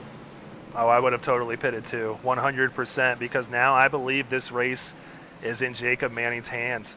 Well, actually, James Shane Wolf pitted too that last time, so they've got 4 lap fresher tires than Ballesteros. So, I mean, it makes a difference. We saw what 13 or 14 laps of a difference was for some of those guys earlier in the race. So, I just don't feel like he had much to lose. I mean, the only person who could have come out in front of him really was, and restart in front of him was Shane Wolf. But now Shane Wolf's going to start next to you with 4 lap better tires. So maybe he did pit and we just missed it. I don't know. No, he did not. I'm showing that he is the one car that did not pit. So you're exactly right, Jordan. We're going to have to see how it works out for the 54. That could be a game-changing decision. Maybe it's in his benefit or maybe not. We'll have to find out. But I'm getting word from Sean Griffith that the man we're looking at right here in the 54 is the only car out there with 0X, Jordan. So he is the only one that's had a clean night. And you can, me and you can really speak on it. Those bonus points, especially for a clean race, can go a long way when it comes down to it. Yeah, every point is valuable. I know we're in the second race of the season, but how many guys were looking back on a race 2 or a race 3 and we're saying, doggone it, if only, and they would have been in the chase. So, yeah, just about every single car are going to take a wave around here. We have cars many laps down of many different values and varieties. So, yeah, I just don't know. I guess. I mean, now he controls the restart. That's great. He by not pitting, he's going to be the leader here for sure. So I guess you get ahead of Shane Wolf. But, man, I would rather be on at least equal tire. I feel like the only way he loses this race due to pace is the situation that's unfolding. But regardless, he should have a second. Where's Benson restarting, too, by the way? This Benson is something we should. 7th, so... But I don't think he's going to be 7th when it's all said and done. He should be. Well, actually, I'm seeing 4th. 9th or 8th. Scoring's having a tough time right now, so. I think these guys are having a tough time figuring out where they should be. Yeah, they extended the caution because of this, so a lot of cars getting that wave around, trying to figure this thing out. I mean, yes, he got the lucky dog, so he should be ahead of everyone who took a wave around. You know what I mean? You normally start in the back if you get the lucky dog. But if someone takes a wave around, the lucky dog actually has position over the cars that took the wave around. Sorry if that's too complicated, but all I can think of right now is the GIF from The Hangover where all the math equations are going around Zach Galifianakis right now. It's just trying to figure this out. But I'm getting word that they're working on getting it fixed because you're exactly right. There's a lot going on right now with the scoring. Yeah, that is, and unfortunately, all it takes is one guy not really knowing what's going on and like crossing a line at a wrong time in front of the wrong people, and it just throws everyone off. So I do not envy our admins right now, Greg. Maybe we should tune into that race control right now. That'd probably be pretty entertaining. Yeah, somebody in the chat can kind of tune in and figure it out for us because you're exactly right. There's a car that's a lap down there. Jesse Adams there on the outside that's in front of some of our leaders here. So looking like this might be the final, decision here. And yeah, I think Benson got screwed, but, it happens. Yeah, the iRacing scoring is an evil person sometimes. Yeah, for sure. Nonetheless, we have a restart to get to here with a lot of single-file cars behind him because you're exactly right. That's what you got to do here when you have those wave rounds, just one line. Yeah, I think Shane Wolf's in the best shape of anyone now at this point because all these guys on the lead lap behind them could not pit. He's the only one who's got brand-new sticker tires. Ballesteros are about 4 laps old, but he's going to take them down into 1 with a good launch from the restart as we've seen all night from the leader. Yeah, so I guess we're going to see if that was the right decision or the wrong decision as the 54 and the 53 lead the way. Logan Joyner just behind them. Seth Reed in 4th, and now Ed Shearer trying to get around that lap car of Jesse Adams back there for 5th place here. Yeah, Jesse Adams was probably the lone lap car that was between the leaders and, the guys who took the wave around. So, anyways, we'll move on from that. So... Ballesteros, he's got a 0.4 of a second lead here. Joyner, who we've seen be fast all night, Greg, along with Seth Reed and Ed Shearer, they're all there, but a little bit older tires than the guys up front right now. Yeah, so Nathan De La Rosa getting by, and now that's going to bring Nathan Sylvia up too, getting around that lap car. So things getting single filed out quickly here up front. And Ballesteros pulling out to a half-second lead. We're back under yellow. Caution, yep. Seeing Mike Lepicki involved here in this white 46 all by himself, wondering if this was another self-spin. Let's go ahead and check out the wreck replay. He's driving here with Brandon Domain, 2 very damaged cars. Joe Ruggles going to come up and get into the left rear quarter panel and send the 46 spinning, keeps it off the wall and out of everybody's way. So, yeah, believe hate to that see is it. going to be an EOL for the 96 car there. Yeah, it can confirm without knowing. But yeah, if I were, I think you're going to see a lot of guys come back down pit road here, Greg. I think you're going to see those guys who took a wave around that pit a little bit earlier. They're all going to come right now. This is really going to mix up the guys who are on the lead lap. There's about 14 cars on the lead lap currently. So let's see. Who's that? Kyle Spees, Chris Bishop in. So not as many as I thought we would see. Pretty surprising. I would have definitely expected to see Logan Joyner and Seth Reed coming down to get some fresher tires on their cars. Last time they pitted was 106, 103 compared to Drew Ballesteros and James Shanewolf at 108, 112. So a lot of surprising calls here tonight, and that's probably why I'm sitting in the booth now and not in these cars anymore.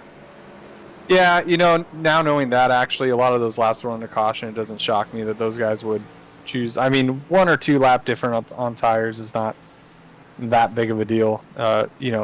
Most basically green flag laps is probably 3 or 4 laps at the most, so not that shocking. Maybe we had some takers at the back of the field. I'm not sure. I just wasn't quite aware when everyone pit there, and if I had 6 or 7 more laps on my tires and maybe one of the leaders, I definitely would have come down, but it doesn't sound like that was the case for those guys. Well, Ben Park going to be the benefactor of that caution. He gets the lucky dog and back on the lead lap, so that's going to give us 16 lead lap cars here, and that's with 19 laps to go. So he's going to come down, get some service to that 42 machine, and yeah, so you're right. It's a hard line to walk because if you do come down pit road, you lose that track position where you're running 3rd or 4th, and you're possibly going to be back in 15th or 16th now. It's a hard line to walk, and it's a tough decision to make. Yep, those guys probably know better than we do what their situation is. So, it looks like this is going to be our shootout to the finish. I doubt we even see the leaders come down pit road, the rest of the way from here, assuming they're not caught up in any incidents or getting any damage or anything. So I think the table is set for a run to the finish here, Greg. There might be some more cautions in between, but I think they got what they got from here. Yeah, it was a very caution-riddled race to begin with, and then they had a very long green flag run in the middle portion of the race. And you're right, if it does, I think if they go 10 laps or so, we may see some of these guys be takers, because that would give them about a 5-lap shootout to the end of this thing, which is enough time to really put some works on these guys. I don't know. It's going to be interesting to see how it works out at the end of the day. Yeah, I'm still extremely curious to see if Shanewolf, after they get a couple laps down, if he can start to... I think these laps are really helping Ballesteros. It's shortening the race, to where the tire difference won't be as big of a deal for him between him and his teammate Shanewolf. So I think if you're Ballesteros, just keep getting restarts and hope for cautions. He might have him have everything in the bag anyways, as, we know he's the only one with 0x on the track, so he's got to have the cleanest car too. Well, a clean car out there right now. Seth Berger is still our butt kicker hard charger on the night, up 26 positions, more than anybody else out there, currently in 6th after starting 30 seconds. So a great night, wanting to pick up more as he was making a charge to the front of this thing. We'll have to keep an eye on that 77 before this thing is all said and done. Yes, sir. Great race for Seth Berger. Great race for everyone in the top 6 or 7 here. Sylvia is running in 8th now, so we'll see if he can do anything. But as they get to the Geico restart zone, I have a feeling we're going to see Ballesteros take off. There he goes. Gets a good jump. Yep, Shanewolf is going to get down in front of Joyner. I was kind of waiting to see what would happen there, but it's going to be the JW cars leading them into turn 1 and 2 with Seth Reed rocketing around the outside of Logan Joyner. These guys have been battling what seems like the whole second half of the race, and they're going to continue that now for 3rd.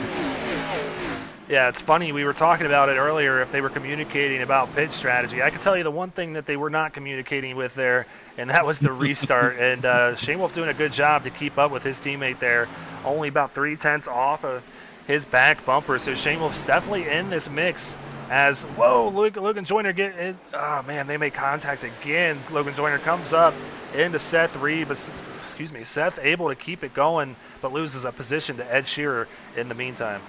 Yep, sure, doing a nice job taking advantage of that little bit of contact there. He carried the momentum through the center, and now he's going to start putting the heat on Logan Joyner. We saw Sure be very quick on short run, some short runs earlier, so don't be surprised if he doesn't get up there and put some heat on these JW cars. Yeah, I do expect, and we have another yellow out. Bo Tiffany involved this time. Bummer. Ooh, Aaron few Gerwitz cars. up Gerwitz. there too, yeah. Seeing James Kerr involved as well. Kyle Ryan also involved. So let's go ahead and take another look at this Sparkle and Shine wreck replay here. Right on board with the 13 of Bo Tiffany. Just to the inside of James Kerr. The miscommunication there. Kerr was expecting him to be down on the apron. Whoa, a big hit there for Kyle Ryan. Oh, Gerwitz, no. Piled in a little late there. That's a bummer. Let's go ahead and see this from Kyle Ryan's perspective. Didn't even probably see it happening. It just gets just hit right into the side. Big hit for that 91. He was thinking he split the middle there so nice, and then it's the worst feeling in the world when you think you haven't missed, and then all of a sudden you're sideways from someone tagging you in the door. Oh, you're so right. He almost made it through there, but unfortunately did not. You see that? We saw him do some great driving 3 wide in the middle. That was a little different scenario, though, huh? Yeah, he definitely held it there, and I mean, he did give it his best effort to get through that one, but just barely got clipped by this 75 of James Kerr, who is gonna receive the EOL from race admins for causing that caution. So tough break for a lot of these guys, but most of them were involved in that wreck early on tonight. Had some pretty damaged cars already, so yeah, they're just ready for these 12 laps to unwind and move on to Atlanta, and that leads me into this banner. This is our upcoming schedule. We got Atlanta next week, March 22nd to the 24th. Then we're going to Circuit of the Americas, and then Twin Rings, a new track for us here on SRN. It's going to be a doozy in all 3 series. Pocono and Watkins Glen will follow that. So some tough races here in the next 5 weeks. What's sticking out to you, Jordan? What the heck is Twin Ring? I've never even run a lap there. That's pretty awesome that there's a, I truly don't even, never even heard that track. It's out in Japan. We're going to Japan, man. man. Got it. Yeah, that is so cool. That one stands out to me. But Atlanta is a fun track too. Most of these guys are very familiar with that track, and that was a really, really intense race there last year. Normally is. I think Gerwitz came away with the win last season. Did. And we crowned our champion there too, who I noticed isn't back with us this season, right? Is he racing this year, or is he doing Cup? He's not racing. He hasn't been out there at all, even though I've seen him on the driver entry list. So does that make me the highest finishing driver from last season? Returning to SR, I'll take it. Yeah, you're the honorary defending champ of the series right now. I think, yeah. That's a nice way of telling me I'm a loser. So I appreciate you telling me that. But hey, me too, man. You're right, though. Atlanta is going to be tough, and it's not the new surface that they're going to be racing on this week in the actual, NASCAR circuit. So unfortunate for these guys because that thing is hard to race. So it'll be definitely a great race to watch. Do come on out next week, and that also leads me into asking everybody out there to just subscribe to our channel. We were working, I think we got over 500 subscribers, so why not go for 1,000 now? So we'll try our quest for that, but hit the little bell down in the bottom right of the window there, and that way you are notified anytime we go live, and you can catch all the action here on Speed Racing Network. Love it. So we did not have any takers on pit road again as the pace car's off. They're going to take this long roll down to the restart zone. No takers to pit road that I saw, maybe at the back of the lead lap. But this Ballesteros took the outside, Greg. I think it's a good call. I've seen this work for a few drivers here in the races in the past couple of days. Because they can't use that apron, I think it's a great call. And you see, it's just a much better restart for that 54 this time. It's harder for that 53 to judge him since it's out his right side window. Oh, and Ed Sheeran into Joyner the wall. sends Shearer into the wall. Yes. Yeah, big contact there. Joyner drove it in too hard, got into Shearer. He's still in fourth somehow as Benson makes a little contact with Seth Reed, and they're 3 wide there. And now Shearer, I can guarantee. Seth Reed going around. Benson into Reed. Save it! Wow, what a save. Oh, man, De La Rosa getting some This is running crazy damage right there. now. And there we go. Lucas Lyons, I'm seeing crashing, but no caution yet. All right, no caution. We're still green. I bet if that 23 gets back to that 3, we'll see some fireworks. But up front right now, it's still Ballesteros. Still Ballesteros and Shane Wolf. And unfortunately, I think that 23 just hit the wall too hard to get back to him.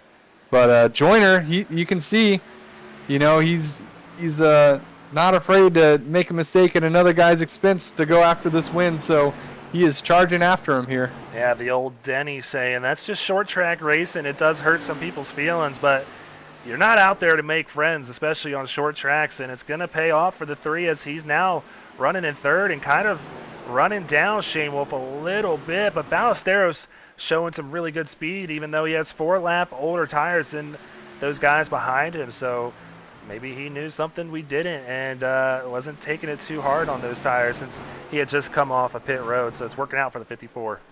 Absolutely, and I think that the cautions definitely did help as well. If he had a 25-lap run there where, they were all green, I think that would have been a little more challenging than these short little bursts that he's been able to manage with getting a good jump on the restart every time. But he's done an excellent job already. 0x, 0.7 of a second lead.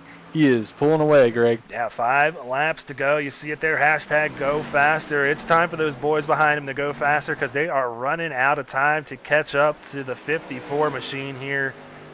We'll see if anybody can get it done. Not much lap traffic in front of Drew.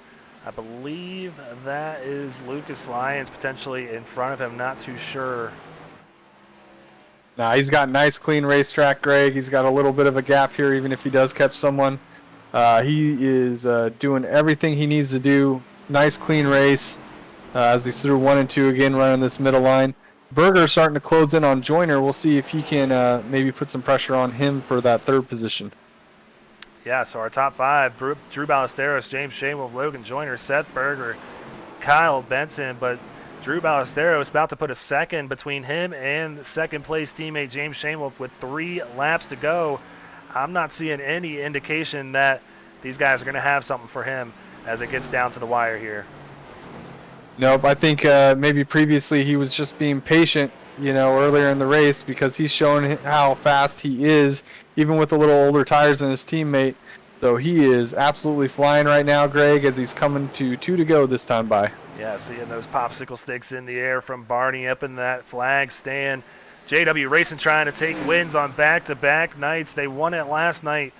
They actually went 1-2 last night with Ryan Johnson, Lane Doyle, looking to do the same again tonight with Drew Ballesteros and James Shamewolf. Comes off of turn 2. He's going to see the white flag in the starter's hand, and it's going to be a welcome sight to see as it is waving in the air. 1 lap to go, Jordan. Yep, just keep it clean, nice and smooth, good gap. Joyner in the wall, hard. That's going to let Berger get by. You might even see Benson get up there to him. But Berger's going to move into 3rd. That's the fight right now, but it's Ballesteros rounding 1 and 2. Nice and clean, using the seam to get the car turned a little bit in the center, nice and smooth off. He has a 1.3 second advantage. Just bringing through this last corner, Greg. Yeah, sees the checker flag waving, and he's going to come around turns 3 and 4 and claim his 2nd win here in Speed Racing Network. Absolutely. Great job, Drew Ballesteros, James Shamewolf, Seth Berger. That's going to be your top 3 with Logan Joyner and Kyle Benson rounding out your top 5.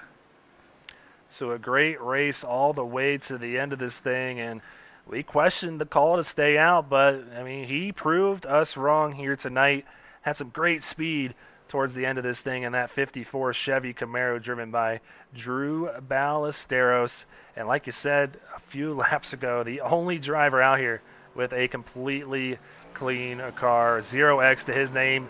That bonus point for doing that and the bonus points for winning this race, he's going to stack them up here, and those come a long way come playoff time. Yeah, absolutely. In a lot of ways, this is kind of the first race of the season. I know we got Daytona, but this was the first non-restrictor plate race, and that's when you kind of find out who has some strength that you need to worry about the rest of the season. Obviously, the JW cars showing that, claiming the top 2 positions.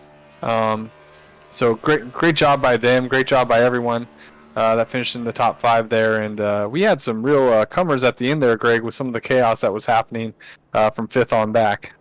Yeah, some names that we didn't even mention tonight. We'll get to that in just a second when we go through our top 20 finishing standings here on SRN. But want to just enjoy this winning moment brought to us by TJ's Team Foundation. Please just check them out at morethan-a-cape.org. It's such a great foundation, a great story behind it, a great meaning behind it, I should say. And kudos to Silverback Tax Solutions for stepping up and putting up that $1 per green flag run tonight. But I don't have those numbers for you right off the top of my head as we see Drew Ballesteros go over into the victory lane. We saw his teammate park it there last night.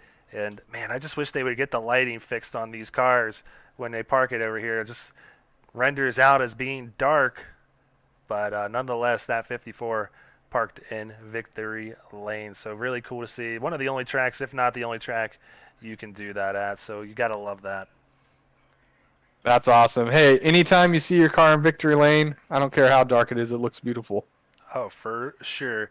All right, Jordan, let's go ahead and go down the race results here from Phoenix Raceway. Drew Ballesteros comes home with that 1.5-second win over his teammate James Shanewolf. We saw this last night, JW Racing taking the top 2 spots. Seth Berger comes home in 3rd. Logan Joyner, after hitting the wall, like you said, going to still limp home to that 4th place finish. Kyle Benson going to round out the top 5. Nice. And then you can see Jacob Manning, even after, the being kind of the front of that issue that stacked up about 25 cars, he was still able to bring it home 6th. Great job by him. Michael Larch coming home in 7th. Another JW car. Wow, all 4 of them in the top 7. Kyle Spees coming in 8th. Jack Hedgecox, who we didn't even really mention all that much for Stryker Motorsports, brings it home 9th. Ed Shearer really ran a lot better than 10th, but that's where he'll finish. Same thing with Seth Reed in 11th.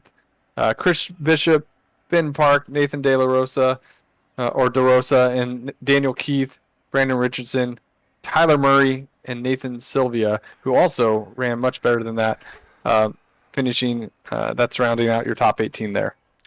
Yeah, I don't know why it just doesn't give me the top 20. I got to figure that out. But rounding out top 20 is going to be Jesse Adams, rookie here, and Max Service coming home in 20th. But I do want to give a quick update. Seth Berger did bring home the butt kicker hard charger for tonight's race, up 29 positions from where he started, coming home in 3rd. Just behind him, though, was Kyle Benson, up 28 positions from where he started, finishing 5th. He started 33rd on the night. So a great night for a lot of these guys.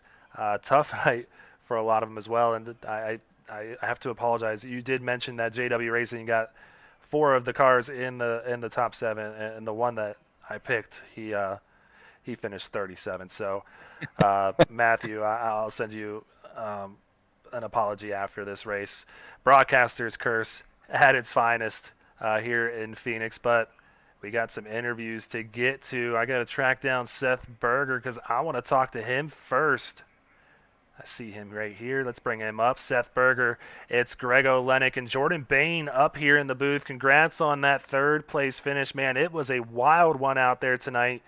Tell us about that race and how you're feeling afterwards.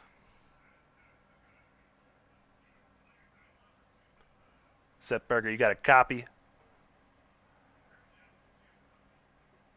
Hello? Oh, okay, we got you now. There you go. That was, wow. Went from 32nd to 3rd, so it's safe to say I'm pretty damn happy. I got caught up in a couple of those incidents in the first 10 laps, but I was able to slow it down and not have too much damage. And I almost looped it underneath someone. I don't know if that got on broadcast, but saved it, and I think that was a race-saving move right there. And wow, that's awesome. Jordan, you got anything for Seth here? Yeah, it looked like to me, Seth, that you had some pretty good long run speed. You were really starting to close in on Ballesteros there before those green flag pit stops kind of got underway. Were you do you feel like you would have had something for him if maybe there was more like a 50, 55 lap run at the end? Feel like there's anything else you maybe could have done different?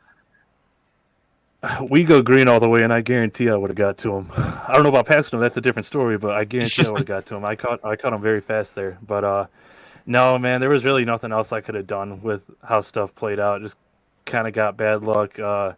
That last restart got really sloppy. I was lucky enough to keep it 3 wide on the high side and take advantage of that. No, I maximized today. I was making a lot of mistakes at the start. I didn't have any confidence. I don't really like this track that much, but both races in the Cup and Xfinity, I've figured it out in the second half.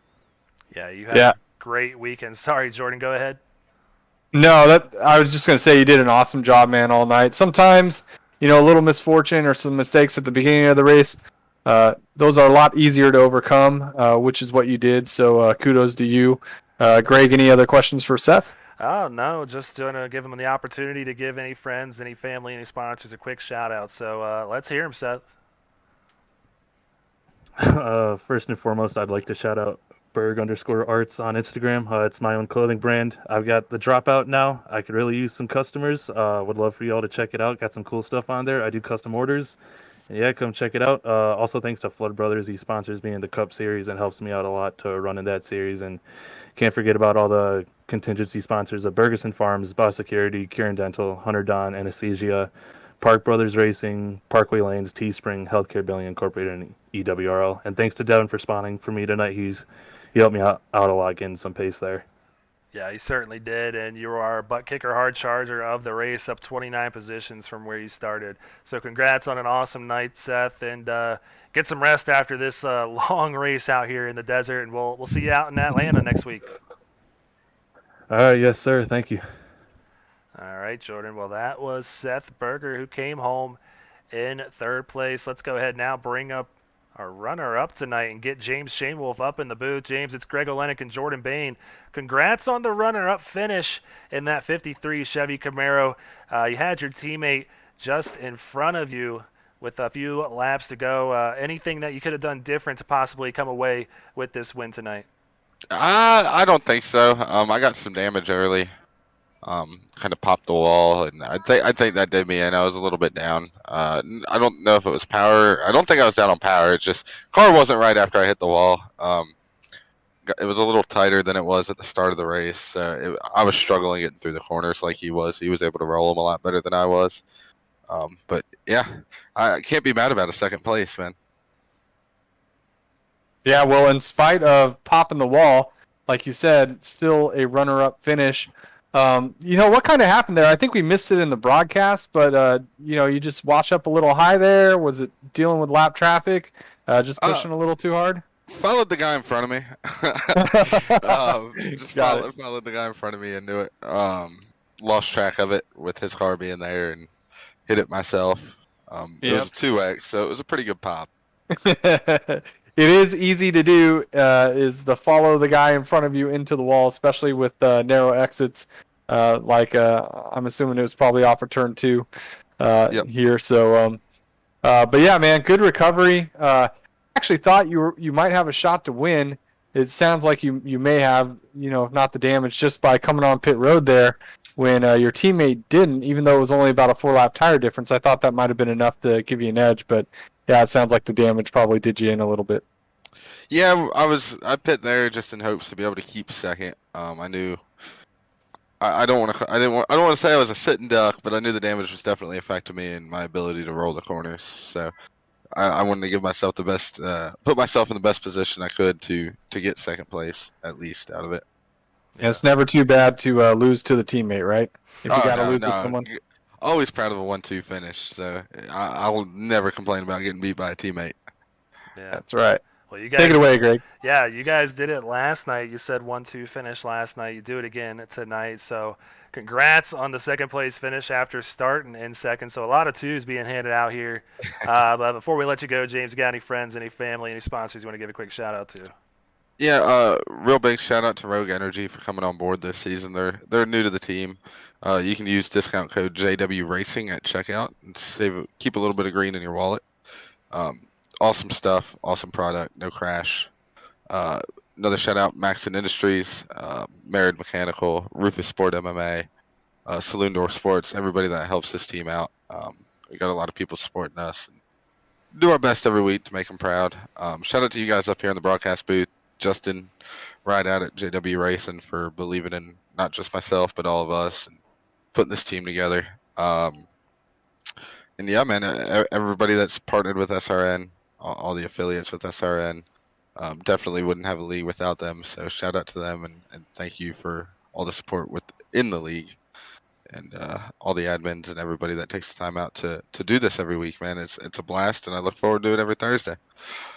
Well, when you put on a show like you did tonight, we certainly look forward to it too, man, and we appreciate the kind shout out as well. So, congrats on the runner up tonight and the great finish for JW Racing, and we'll see you next week in Atlanta. Yes, sir. We'll see you then. All right. Well, that was James Shane Wolf coming home in second, but Jordan, it's time to bring up the winner of tonight's race, and that is going to be Drew Ballesteros. Drew, it's Greg Olenek and Jordan Bain up here in the booth. Congratulations on an awesome and dominating win in that 54 machine. Tell us how you're feeling after that one. Feeling good. A lot of hours, a lot of laps put into practice. I was dreading coming to Phoenix, but now I'm glad we came. Yeah, absolutely, Drew. I mean, you certainly showed your muscle there, especially at the end of the race. It looked like you were really putting some pressure on Ed Shearer in that previous run before. Were you doing your best to get by him there, or just trying to kind of keep him close while saving your stuff, knowing you'd probably be good on the long runs as well? Yeah, I felt good about long runs for sure. Just trying to let it roll in the middle. I knew all the guys that were in front of me were just pushing so hard, trying to maximize every inch of the track. And I knew that's just wasn't what it was going to take to win. So I made sure to take care of those right front, right rear, and then just push when I needed to. So yeah, I'm glad I worked out. And shout out to everybody who race clean and lap cars who stay out of the way. It was a good night. Absolutely. And then any nervousness there, maybe on any of those final restarts, or did you feel like you were probably in pretty good shape once things were shaking out the way they were?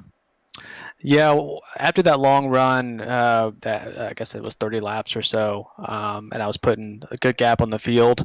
I knew with those last few cautions that we had, the goal was just to race lights out, and I did that, go as hard as I could, and just put a gap on the field, and I knew that they were going to try to use up their stuff, and I could just keep doing what I was doing. So, yeah, a little nervous at the beginning, but once it was time to go, you just push it all out and focus and go get the checker flag. Congrats and great job, Greg. Anything for Drew here? Well, I'm just curious to know how you're feeling now. You've got a win at Pocono under your belt. Now Phoenix. How do you feel about heading out to the 1.5 mile tracks like Atlanta Motor Speedway next week? What do we expect from that 54 machine? The goal is the same. Go get the checker flag, race lights out, put in a lot of hours, a lot of laps this week to get prepared and make the most of it, because we got a great team behind us with JW Racing and Justin and Matt Robinson, who's a great leader for our Xfinity team to set up practices and whatnot. So it's on us to perform and make sure we do our best. So you can expect the same thing. All right. Well, before we let you go, you got any friends, any family, any sponsors you want to give a quick shout out to here? Yeah, thanks to my friends and family for watching tonight. Thanks to Rogue Energy, like James said. Use the promo code JW Racing for discount. Shout out to Maxon Industries Incorporated, Merid Mechanical, Saloon Door Sports, Root Sport, MMA, Justin, and all those guys who put up prices for us to be able to go out here and maximize on our time on the track. And thanks to you for both of you for broadcasting tonight and making it possible for us to come out here and put on a good show. But yeah, looking forward to next week. Let's get another one. All right, Drew. Well, we appreciate the shout out as always, and congrats on an awesome night, an awesome weekend for JW Racing. Really, 1-2 in both the trucks and Xfinity. go have fun celebrating with the teammates and the rest of the family and friends out there. And we'll see you next week in Atlanta. All right, fellas, take it easy. All right, Jordan. Well, that was our winner, Drew Ballesteros, on the night, man. That was an awesome finish here. And, man, I'm excited to have you here as well, Jordan. I'm sad that it's over, but maybe we can get you booked for a few more races this year. Hey, man, I'm down. Anytime I can hang out with you and watch some awesome racing, sounds like a good time to me. I would say one final thought. It is no shock to me that the one car who had no incidence points is also the one that's in victory lane at Phoenix tonight. Yeah, and I mean, Shane Wolf admitted it. He didn't think he had anything for him because of that, and it goes a long way to keep that car clean. The fenders, all how they're supposed to be on that car, and you're exactly right. The 54 reaped the benefits of having that 0X, and a perfect night finds its ends perfectly for the 54 and gets himself in victory lane. But it's going to be a lot different when we get out to Atlanta next Tuesday through Thursday. Yep, absolutely, Greg. Well, appreciate you guys having me here. This has been a blast. I'm looking forward to going back and watching this race again and seeing what maybe we all missed while we were doing it up here. Seemed like there was a ton of action out there. Oh, yeah, it's going to be a good one. And I appreciate each and every one of you out there watching here tonight, this week. It means a lot to us here. It goes a long way. And like I said, just hit that subscribe button. Like it if you saw it. Give it a thumbs up. And hit that little bell so you know any time that we go live. But that's going to do it for us out here in the desert. Like we said, we will be in Atlanta next week at Atlanta Motor Speedway. So check us out at 9:15 p.m. Eastern Time, Tuesday through Thursday. But that's going to do it for us tonight. For myself, Jordan Bain, and everybody else behind the scenes, we wish you a good night. And as always, go faster.